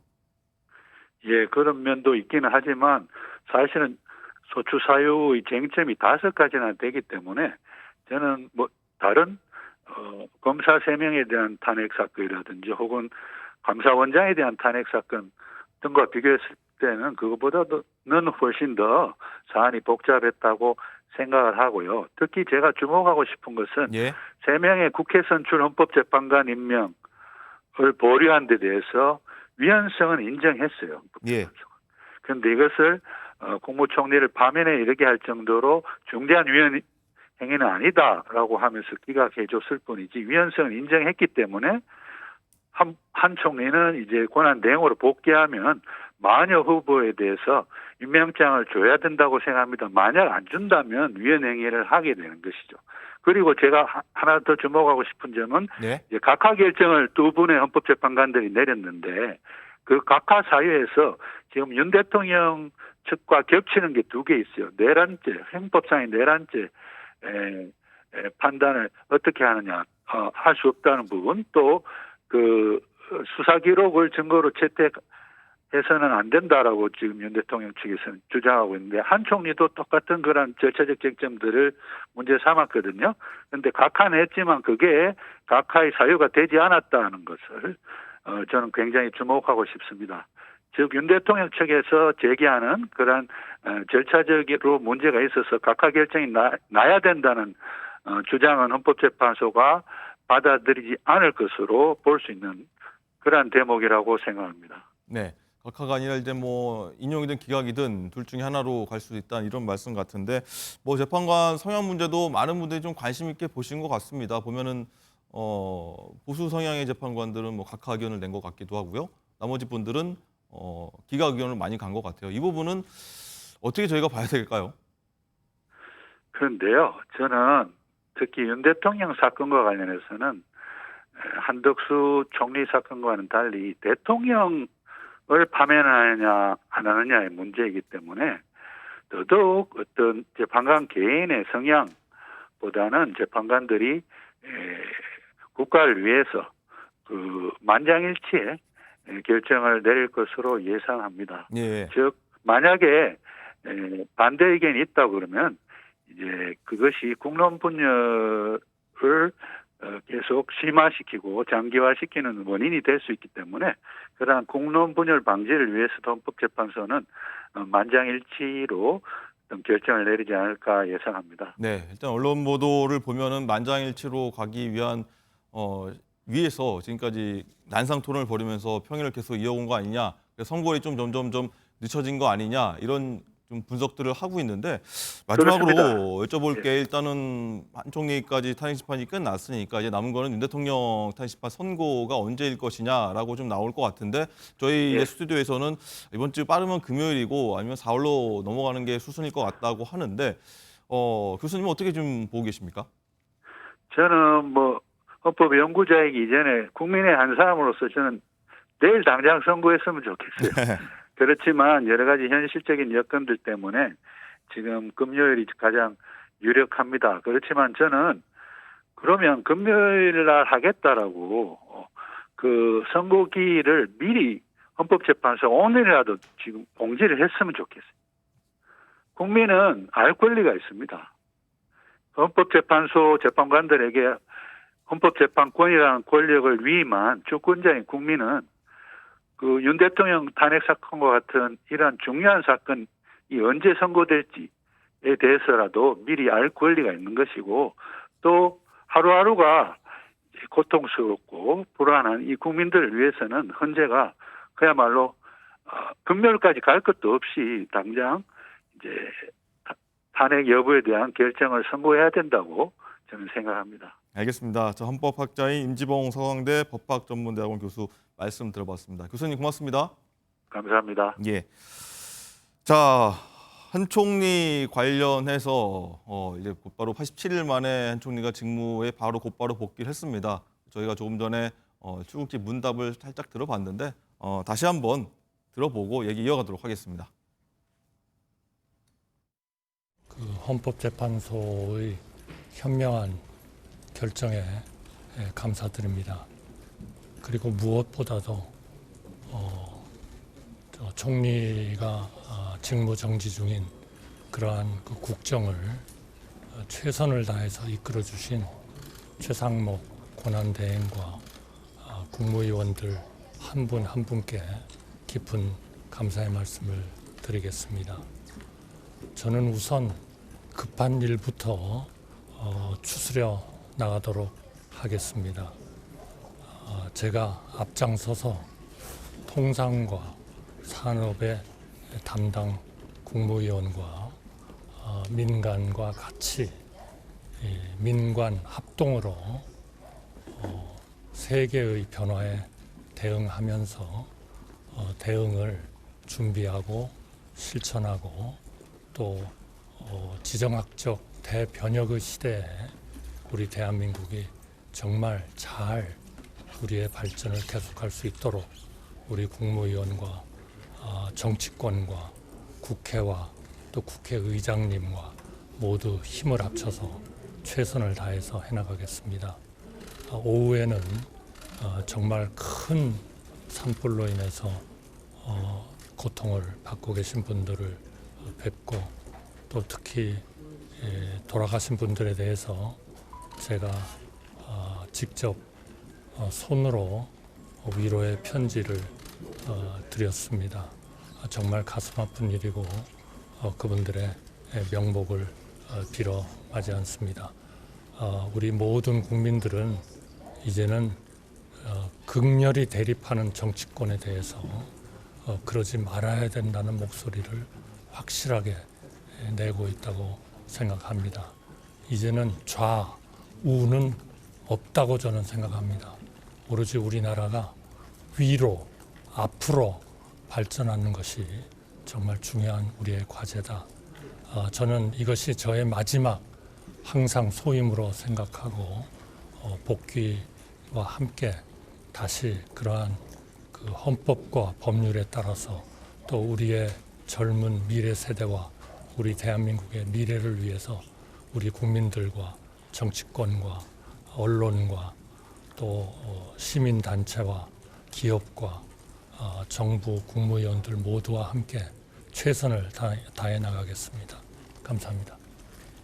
권한대행님 혹시 마은혁 재판관 임명 여부에 대해서는 혹시 이제 곧 또 뵙겠습니다. 네, 감사합니다. 네, 조금 전 한 총리의 출근길 입장 한번 들어봤고요.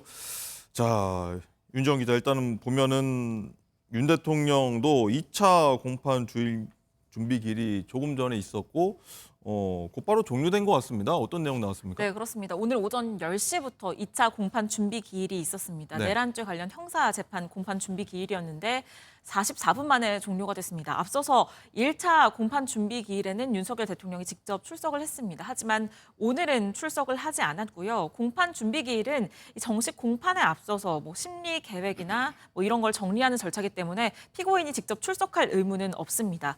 이 44분 만에 끝났고 첫 공판은 다음 달 14일로 결정이 됐습니다. 그리고 이 첫 공판의 증인으로는 최상목 경제부총리와 그리고 조태열 외교부 장관이 증인으로 출석하는 것으로 지금 결정이 됐습니다. 네.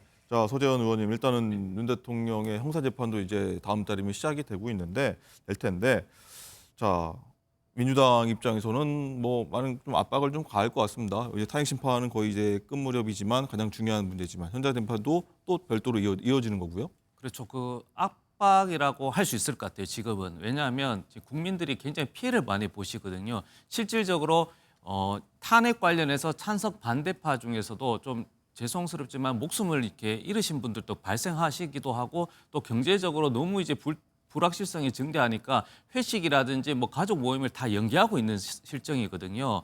그래서 이런 부분은 이제는 민주당도 그렇고 국민의힘도 그렇고 대한민국 국민 모두가 헌재에서 이제 신속하게 재판해달라는 겁니다. 인용을 해도 되고 기각을 해도 되고 파면해도 여러 가지 상황 각하도 되는데 이것을 계속 미루다 보면 이게 불확실성을 넘어서 국가 신뢰 문제 다 떨어지는 것이거든요. 그래서 저희는 지금이라도 당장 해달라는 말씀을 드린다. 그리고 나서 파면이라고 저희들 주장하는 이유 자체는 12월 3일 날 저희 대한민국 국민들이 다 목도했지 않습니까? 그 다음날 증시를 열지 안 열지도 고민했었고 윤석열 대통령이 파면이 연기하니까 증시가 막 120조씩 막 증발하고 그리고 윤석열 대통령이 구속이 돼 보니까 증시가 다시 막 20, 30조씩 막 증가한단 말입니다. 그래서 이런 부분에 있어서는 헌재가 시간을 당연히 지금 한 100일 정도 지났지 않습니까? 그래서 다음 주 뭐 한 달 뒤에도 이 과정 자체나 변수가 더 이상 생길 수가 없기 때문에 저는 내일이라도 혹은 아무리 늦어도 이번 주 안으로는 재판 일정 모든 걸 다 맞춰주셨으면 하는 바람이죠. 자, 민주당이 지금 화면 나가는 거 보면 광화문 앞에서 지금 최고위원회를 열고 있는데 지금 또 나가는 화면은 헌재 앞에서 국민의힘 의원들이 입장을 밝히고 있습니다. 윤상현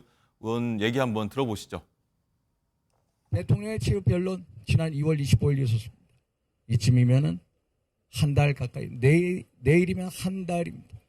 빨리 결정해야 됩니다. 지금까지도 평의에서 헌법재판관 내부에서 결론을 내리지 못하고 있습니다. 이쯤 되면은 빨리 기각 각하시켜야 됩니다. 기각사유, 각하사유 차고도 넘칩니다. 내란죄 혐의 입증하지 못했습니다. 탄핵 심판에서 주요 증인들 증언 상당히 오염됐습니다. 대통령이 파면당할 정도로 헌법과 법률 중대하게 위반하지 않았습니다. 기각사유 명백합니다. 또 각하사유도 명백합니다. 지난 12월 14일 국회 탄핵소추안에 있는 내란죄 삭제했습니다. 탄핵소추 사유의 동일성 원칙 어겼습니다. 그리고 헌재가 헌재법 스스로를 10차례 정도 위반했습니다. 이쯤 되면은 헌재 스스로 적법 절차의 원칙, 절차적 정의를 지키지 못했습니다. 절차의 흥결과 불법은 결과의 정당성을 담보할 수가 없습니다. 당연히 각하됩니다. 그래서 헌재 재판관 여러분께서 앞으로 4월 18일 문영배, 이미선 두 분 재판관이 사퇴 직전까지 이 사안을 끌고 갈 것이다라는 헛된 꿈을 버리고 빨리 이번 주 금요일이라도 기각 각하 결정을 내려주시기를 국민의 이름으로 당부드립니다. 이것이 대한민국의 이 국기문란을 빨리 정리하고 국정을 정상화시키고 헌재 사법 신뢰를 회복시키는 유일한 길임을 밝힙니다. 감사합니다. 네. 민주당에 이어서 국민의힘 의원들 얘기까지 들어봤는데 저희가 9시 30분에 방송 시작을 해서 굉장히 많은 곳의 얘기들을 듣고 있습니다. 탄핵심판 선고 결과였고요. 민주당 그리고 국민의힘 그리고 한 총리 출국기 문단까지 계속해서 듣고 있습니다. 전해드리고 있는데 자, 이재명 대표 얘기도 저희가 자연스럽게 넘어가야 될 것 같습니다. 이번 주가 뭐 사법 슈퍼위크다 저희가 모두의 설명을 드렸는데 자, 윤 기자 일단은 모레죠. 모레는 이재명 대표의 공직선거법 위반 2심 항소심 결과가 나오게 되는데 이 부분에 많은 분들이 주목하시는 것 같아요. 네, 그렇습니다. 지금 현재 민주당에서는 윤석열 대통령에 대한 탄핵 심판 선고를 바로 내일 25일 해야 한다고 얘기를 하고 있습니다. 네. 여기에 대해서는 이재명 대표에 대한 그 공직선거법 위반 2심 재판 결과가 나오는 것을 염두에 둔 것이다. 이런 해석이 지배적이거든요. 만약에 이재명 대표가 지금 지난해 11월에 1심에서는 징역 1년에 집행유예 2년을 선고받았습니다. 네. 피선거권이 10년 동안 박탈되고 의원직이 상실되는 형입니다. 그런데 검찰은 항소심에서도 지금 징역 2년을 구형한 상황이거든요. 만약에 2심에서도 벌금 100만 원 이상을 받게 되면 대통령 선거에 나올 수가 없는 피선거권 박탈 형에 처해지게 되는 겁니다. 물론 대법원 선고 확정 전까지 출마 자격이 없어지는 것은 아닙니다. 그런데 지금 민주당이 생각한 것보다는 윤석열 대통령에 대한 탄핵 심판 자체가 좀 늦게 나오고 있기 때문에 결과가 늦게 나오고 있기 때문에 항소심에서 만약에 이 피선거권 박탈형을 받고 그리고 윤 대통령에 대한 탄핵 심판 선고가 조금 더 지연이 된다고 늦어진다고 한다면 그럼 결국에는 실제 이 조기 대선이 치러진다고 하더라도 이 선거 전에 이 대법원 확정 판결이 날 가능성도 있는 것 아니냐 지금 이런 우려들이 나오고 있는 상황입니다. 네. 자, 소 변호사님 일단은 이재명 대표 2심 결과 같은 경우에는 1심 그대로 나오느냐 뭐 혹은 벌금형인데 100만 원 이하로 나오느냐가 가장 쟁점이고 핵심일 것 같은데 전망하자면 아마 그대로 나올 거라 말씀하실 것 같은데 그런 뭐 이유는 뭐라고 어떻게 말씀하시겠습니까? 지금 이제 통계적으로 무죄가 될 확률은 0.91%고요. 0.91입니까? 예. 그다음에 형이 조금 깎이는 거는 한 40%예요. 네. 1심이 그대로 노는 게 60%입니다. 이건 통계고요. 네. 그런데 이재명 대표 항소심 재판을 면밀하게 분석해 보면 변한 게 없어요. 정인이 4명 나왔는데 그중에 2명은 의미 없는 양형 정인. 그리고 이제 공무원 1명하고 식품연구원 의미가 없어요. 제 말에 1심 이후에 새롭게 바뀐 게 없다. 그렇다면 이게 특별한 형을 깎아줄 이유는 없다. 저는 이렇게 보고 있고요. 그리고 이제 그 대법원은 원래 633이잖아요. 근데 이재명 대표가 끌 수 있는 거는 27일, 예를 들어 이제 그 상고기한 7일, 그다음에 그 상고 이유서 제출기한 20일, 이게 다예요. 3심을 넘어간다 하면 말씀하시는 건가요? 예. 근데 보통은 이제 20일 이내에 기록을 넘기로 돼 있거든요. 근데 법원에 의지가 있으면 횡단보도 하나 건너면 돼요. 근데 횡단보도 하나 건너서 선고되고 바로 기록을 대법원 넘기면 20일이 절감되잖아요. 그러고 나서 이제 그 대법원은 법률심이니까 저는 충분히 2달이면 넉넉하다. 넉넉하게 그 이재명 대표는 2심입니다. 3심제라고 착각하면 안 돼요.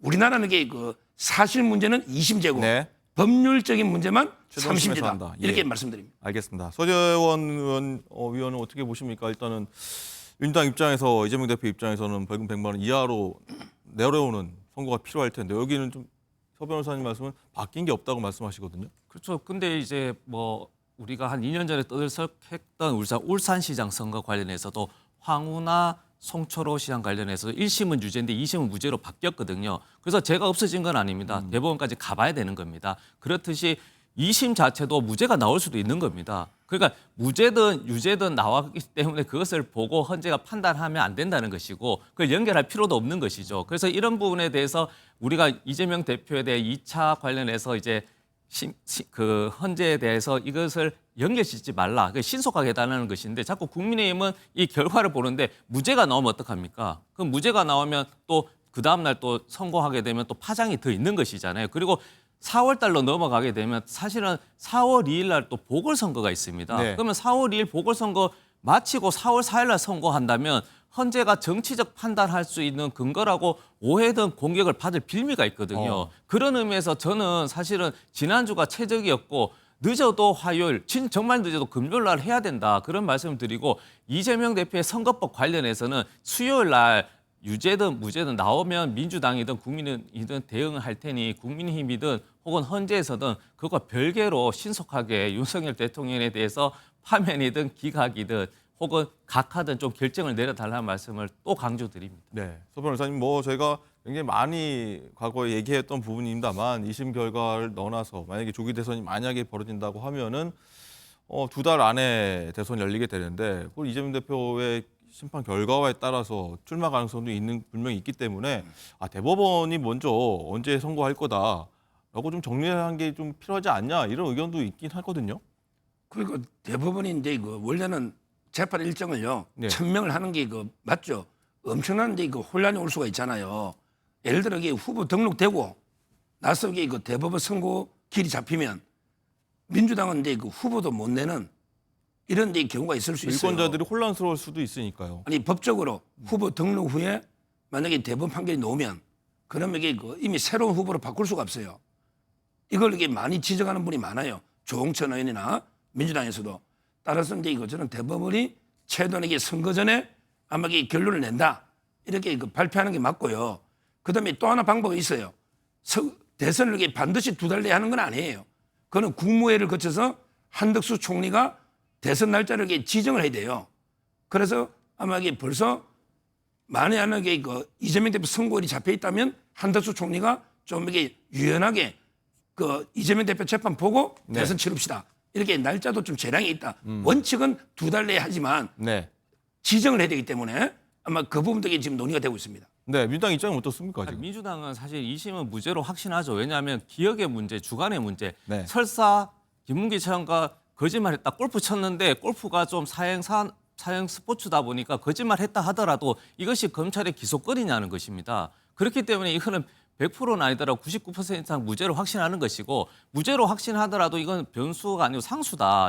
이재명 대표는 대선 출마하는 것이고 60일 이내는 법적으로 60일 이내 하라고 되어 있는 겁니다. 수요일 날 하는 겁니다. 매주 수요일. 그렇기 때문에 이것도 만약에 법을 또 자의적으로 해석해서 한덕수 국무총리가 60일이 아니고 본인이 판단했을 때 600일 이내인 것 같다고 해서 대통령 선거를 연구하면 또 탄핵에 대한 사유가 되는 것이다. 그래서 저는 이 헌법에 대해서 본인들이 자꾸 아전인수를 해석하지 말고 60일 이내면 60일 이내 하는 것이고요. 10일 이내면 240시간이 아니고 10일 이내에 검찰이 즉시 항고든 구속 사유도 있기 때문에 저는 법의 해석 그대로 좀 했으면 좋겠다는 말씀드립니다. 알겠습니다.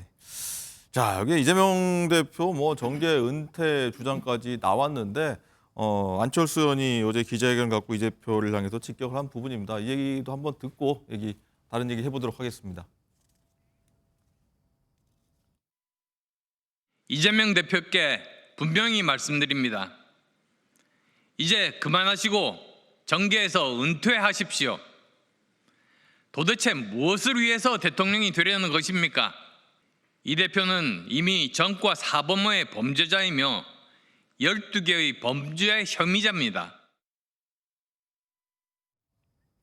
네, 이렇게 얘기를 했고요. 자, 속보도 계속해서 전해드리도록 하겠습니다. 한덕수 대통령 권한대행의 이 탄핵 기각 선고로 인해서 행정부는 다시 한번 권한대행 체제로 들어서게 됐죠. 자, 현장 취재 기자 연결해서 한번 한 총리의 상황 한번 보도록 하겠습니다. 자, 김세희 기자, 한덕수 권한대행이 이제 복귀한 후 처음으로 내놓은 메시지가 뭐였을까요? 한덕수 대통령 권한대행은 기각 결정이 난 직후 10시 21분 바로 정부 서울청사로 출근했습니다. 탄핵 소추를 당한 지 87일 만입니다. 엄숙한 표정으로 나선 한 권한대행은 먼저 헌법재판소의 현명한 결정에 감사드린다고 말했습니다. 한 대행은 국민들이 극렬히 대립하는 정치권에 그러지 말아야 한다는 목소리를 확실히 내고 있다며 이제는 좌우가 없다고도 덧붙였습니다. 이어 통상과 산업의 담당 국무위원과 민간과 같이 민관 합동으로 세계의 변화에 대응하면서 대응을 준비하고 실천하겠다고 말했습니다.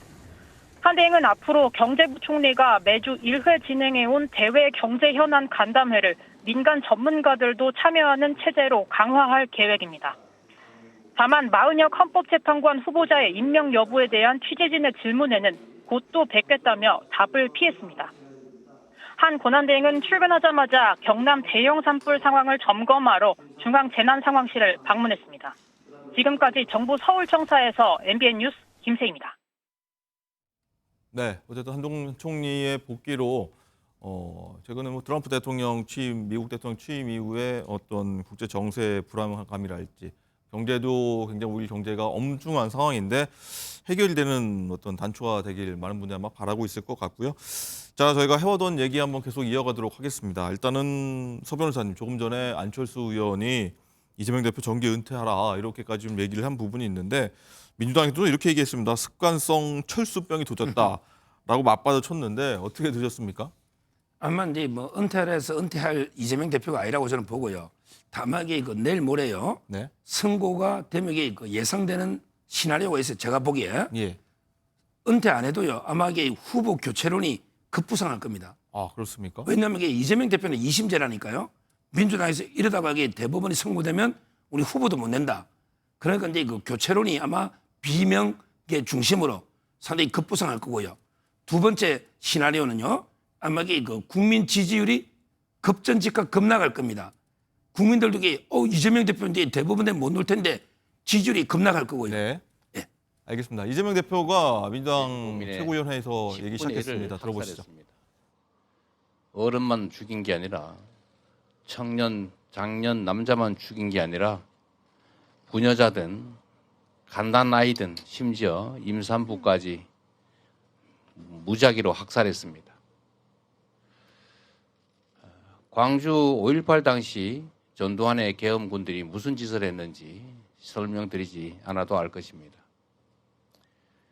이번 12.3 계엄 사태에서도 최하 5천에서 1만 명을 죽이겠다는 그런 계획을 세웠고 죽이는 방법조차 폭사, 독사 또는 사살 온갖 방법들이 강구됐습니다.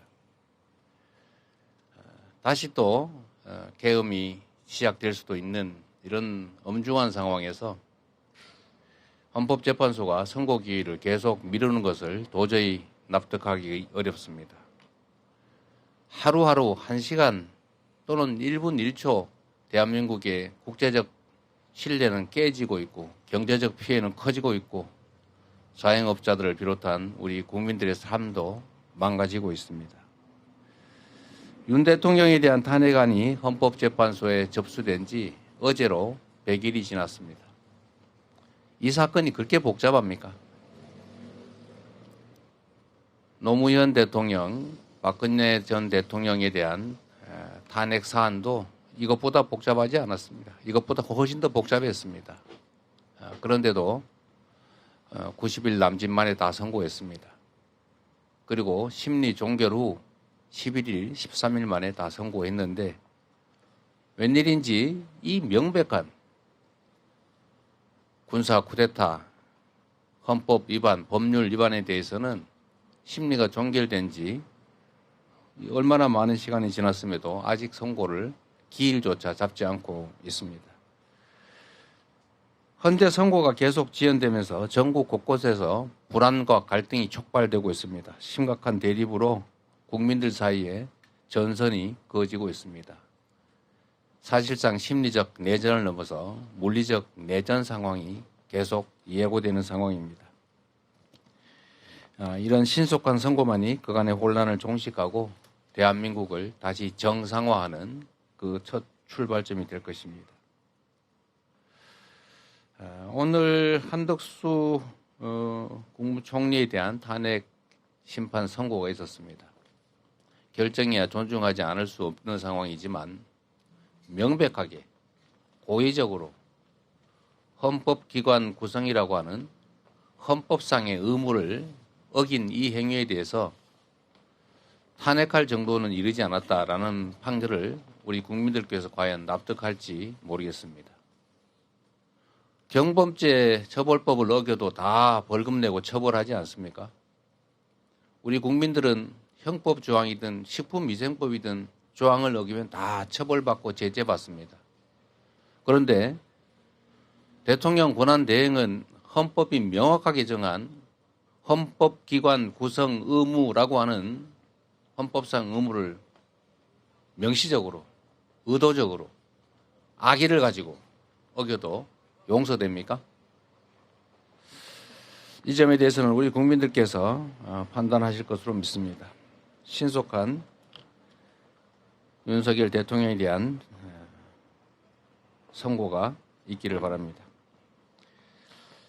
산불 진화 작업 중에 유명을 달리하신 분들이 무려 4명이나 나왔습니다. 안타까운 마음으로 명복을 빕니다. 하루아침에 가족을 잃으신 네, 한 총리 탄핵 기각이란 이재명 민주당 대표의 반응, 그리고 윤 대통령 선고일까지 좀 시급하게 좀 잡아라라는 얘기까지 한번 들어봤고요. 아까 서 변호사님 말씀 중에 좀 끊기긴 했는데 이재명 대표의 어떤 지금 논평을 어떻게 들으셨는지, 또 하나 아까 말씀하셨던 야권 내 뭐 후보 교체론이 나올 수 있다, 이 말씀 계속 이어가 보시죠. 예, 그러니까 이제 그 선고되고 나면 이제 후보 교체나 지지를 급락이 될 수 있다는 거 말씀드렸고요. 네. 저는 이번에 저 말씀 보면서 국민들을 너무 우습게 보고 무시하는 게 아닌가. 이번에 10,000명을 죽인다. 이걸 믿을 국민이 누가 있겠습니까? 처음에는 노상원 수첩 500명 뭐 수거한다고 이 괴담을 퍼뜨리더니, 그다음에 그 추미애 의원은 시체 운반하는 3,000개 영연백을 뭐 준비했다 이러더니 이전에 이게 10,000명이네요. 좀 있으면 이게 또 10만 명 죽인다. 좀 있으면 이게 100만 명 죽인다 이야기할 겁니다. 아니 계엄군 비무장으로 250명 가서 체포된 사람 하나 없잖아요. 차라리 이재명 대표 체포되고 한동훈 체포되고 우원식 체포됐으면 간단하죠. 그런데 체포된 사람이 없잖아요.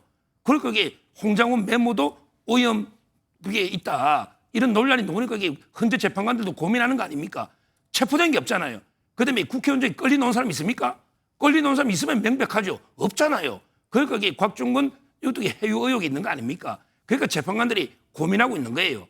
이제 와서 이게 뭐 몇 명을 죽인다 이런 거 광주하고 이게 자꾸 연결시키지 마세요. 그 자꾸 트라우마를 하는 거고, 이번에 계엄은 그런 게 아니다, 이렇게 제가 말씀드립니다. 네, 서 의원님 한 말씀 하셔야 될 것 같습니다. 네, 그러니까 보통 뭐 국회의원들 많이 비판하지 않아요. 밥값 못 한다고, 일 안 한다고 하는데 저는 이재명 대표는 밥값을 한 몇 조 했다고 봅니다. 왜냐하면 왜냐하면 12월 3일 날 비상계엄 있고 나서 이재명 대표가 우리 여당 170명에게 신속하게 국회로 오라고 했거든요. 근데 다른 분들 보면 뭐 유명 방송인들 같은 경우는 비상계엄이기 때문에 뭐 방송도 어떻게 보면 출연도 하지 않고 피신해 버립니다. 그 당시 이재명 대표가 야 비상계엄이기 때문에 각 우리 민주당 의원들이 다 곳곳에 숨어서 지켜보자 했었을 때는 아마도 이 사태, 즉 10,000명 이상의 어떤 그 유혈 사태도 가정할 수 없는 것이거든요. 그래서 저는 이런 부분을 자꾸 광주 사태에 연결시키는 것이 아니라 이런 비상계엄 자체가 우리가 국회에서 정말 신속하게 해서 2시간 동안 제압을 한 것이지 이것이 실패가 아니고 성공을 했다라면 광주 사태 그 이상으로 심각할 수 있다. 그렇기 때문에 헌재가 좀 빨리 신속하게 해달라는 것이고 더불어 나와서 이 부분에 대해서 헌재에서도 계속 의심받고 공격받는 것을 미루지 말라. 왜? 국가를 위해서, 민생을 위해서 이렇게 말씀하시는 겁니다. 네.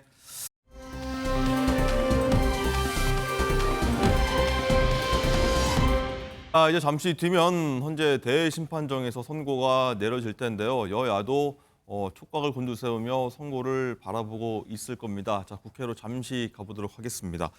자, 이교욱 기자, 여당인 국민의힘은 지금 얘기 나눠보면은 기각 혹은 뭐 각하까지 기대하고 있는 것 같아요. 예, 그렇습니다. 국민의힘은 조금 전인 오전 9시 비상대책위원회의에서도 기각에 대한 기대감을 나타냈습니다. 권영세 비대위원장은 헌재가 한덕수 총리 탄핵 심판 변론 기일을 단 하루 만에 끝냈을 정도로 따질 것도 없는 심판이다 이렇게 밝혔는데요. 민주당이 작성한 탄핵소추안은 기본적 사실관계도 맞지 않고 정치선전 구호만 가득하다고 직격했습니다. 헌재가 국가와 국민을 위해 올바른 판결을 내려주시리라 믿는다며 야당의 줄탄핵과 국정 파괴에 대해 경고를 보내달라는 입장도 덧붙였습니다. 국민의힘은 또 민주당이 한 총리 탄핵으로 직무대행을 맡게 된 최상목 권한대행도 탄핵 대상으로 삼고 있다며 비판의 목소리를 이어갔습니다. 네, 지금 얘기 스튜디오에서 대담한 거 보면 이제 법조계에서는 이런 기각 가능성을 좀 더 무게를 두는 것 같은데, 자, 야당인 민주당은 지금 어떤 입장입니까? 예, 민주당은 조금 전 오전 9시 이곳 국회 본청 당대표 회의실에서 일단 최고위원회의를 개최했고요. 잠시 후인 오전 10시 반부터는 광화문에 설치한 천막 당사의 현판식을 갖고 이어서 그 장소에서 최고위원회의를 추가로 또 개최합니다. 민주당은 이 자리에서 한 총리 탄핵 심판 선고와 관련된 입장을 밝힐 걸로 그렇게 보여지는데요. 민주당은 이번 선고와 윤 대통령 탄핵 심판은 별개라는 점을 강조하고 있는데 결과와 관계없이 윤 대통령 탄핵 심판 선고 촉구 메시지를 내는데 주력할 걸로 보입니다. 민주당은 한 총리가 계엄 선포를 방조했고 국회 추천목 헌법재판관 임명을 거부했다면서 한 총리의 탄핵 사유는 충분하다는 입장인데요. 헌재 판단에 따른 여야의 입장은 확연하게 갈릴 걸로 보입니다. 지금까지 국회에서 MBN 뉴스 이교욱입니다.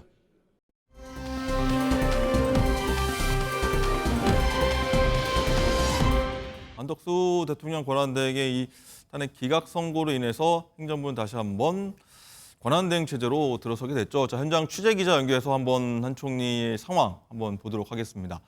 자, 김세희 기자, 한덕수 권한대행이 이제 복귀한 후 처음으로 내놓은 메시지가 뭐였을까요? 한덕수 대통령 권한대행은 기각 결정이 난 직후 10시 21분 바로 정부 서울청사로 출근했습니다. 탄핵 소추를 당한 지 87일 만입니다. 엄숙한 표정으로 나선 한 권한대행은 먼저 헌법재판소의 현명한 결정에 감사드린다고 말했습니다. 한 대행은 국민들이 극렬히 대립하는 정치권에 그러지 말아야 한다는 목소리를 확실히 내고 있다며 이제는 좌우가 없다고도 덧붙였습니다. 이어 통상과 산업의 담당 국무위원과 민간과 같이 민관 합동으로 세계의 변화에 대응하면서 대응을 준비하고 실천하겠다고 말했습니다. 한 대행은 앞으로 경제부총리가 매주 1회 진행해온 대외 경제 현안 간담회를 민간 전문가들도 참여하는 체제로 강화할 계획입니다. 다만 마은혁 헌법재판관 후보자의 임명 여부에 대한 취재진의 질문에는 곧 또 뵙겠다며 답을 피했습니다. 한 권한대행은 출근하자마자 경남 대형 산불 상황을 점검하러 중앙재난상황실을 방문했습니다. 지금까지 정부 서울청사에서 MBN 뉴스 김세희입니다.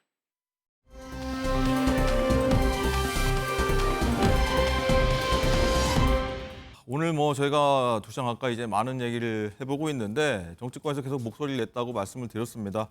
국회에서 여야도 곧장 입장들을 내고 있습니다. 어떤 얘기 나온지 한번 알아보도록 하겠습니다. 자, 이교욱 기자, 여야 반응 굉장히 많이 엇갈리고 있는 것 같습니다. 예, 그렇습니다. 먼저 국민의힘은 이변 없는 결정이었다면서 헌재의 한덕수 총리에 대한 탄핵 기각 결정을 환영했습니다. 권영세 비상대책위원장은 민주당 주도 탄핵이 처음부터 헌정 파괴 목적의 전략적 탄핵이었음이 확인됐다고 꼬집었는데요. 한덕수 총리가 권한대행으로 복귀한 것도 늦었지만 다행이라면서 챙겨야 할 일이 많다고 강조했습니다. 권성동 원내대표는 졸속 탄핵으로 87일이나 국정을 마비시킨 데 대해 이재명 민주당 대표가 국민 앞에 석고대죄하라고 직격했습니다. 더불어민주당은 한 총리 탄핵 기각은 유감이라는 뜻을 분명히 하면서도 윤 대통령 탄핵 심판과 별개라는 점을 강조했습니다. 특히 그간 정치권에서 논란이 있었던 한덕수 권한대행 탄핵 정족 의결수 등에 대해서 헌재가 확실히 정리를 했다면서 목소리를 높였는데요. 업무에 복귀한 한 총리를 향해 마은혁 헌법재판관 후보자 임명을 압박하는 건 물론 윤 대통령 탄핵 인용에 앞선 국정안정조치라는 해석도 나왔습니다.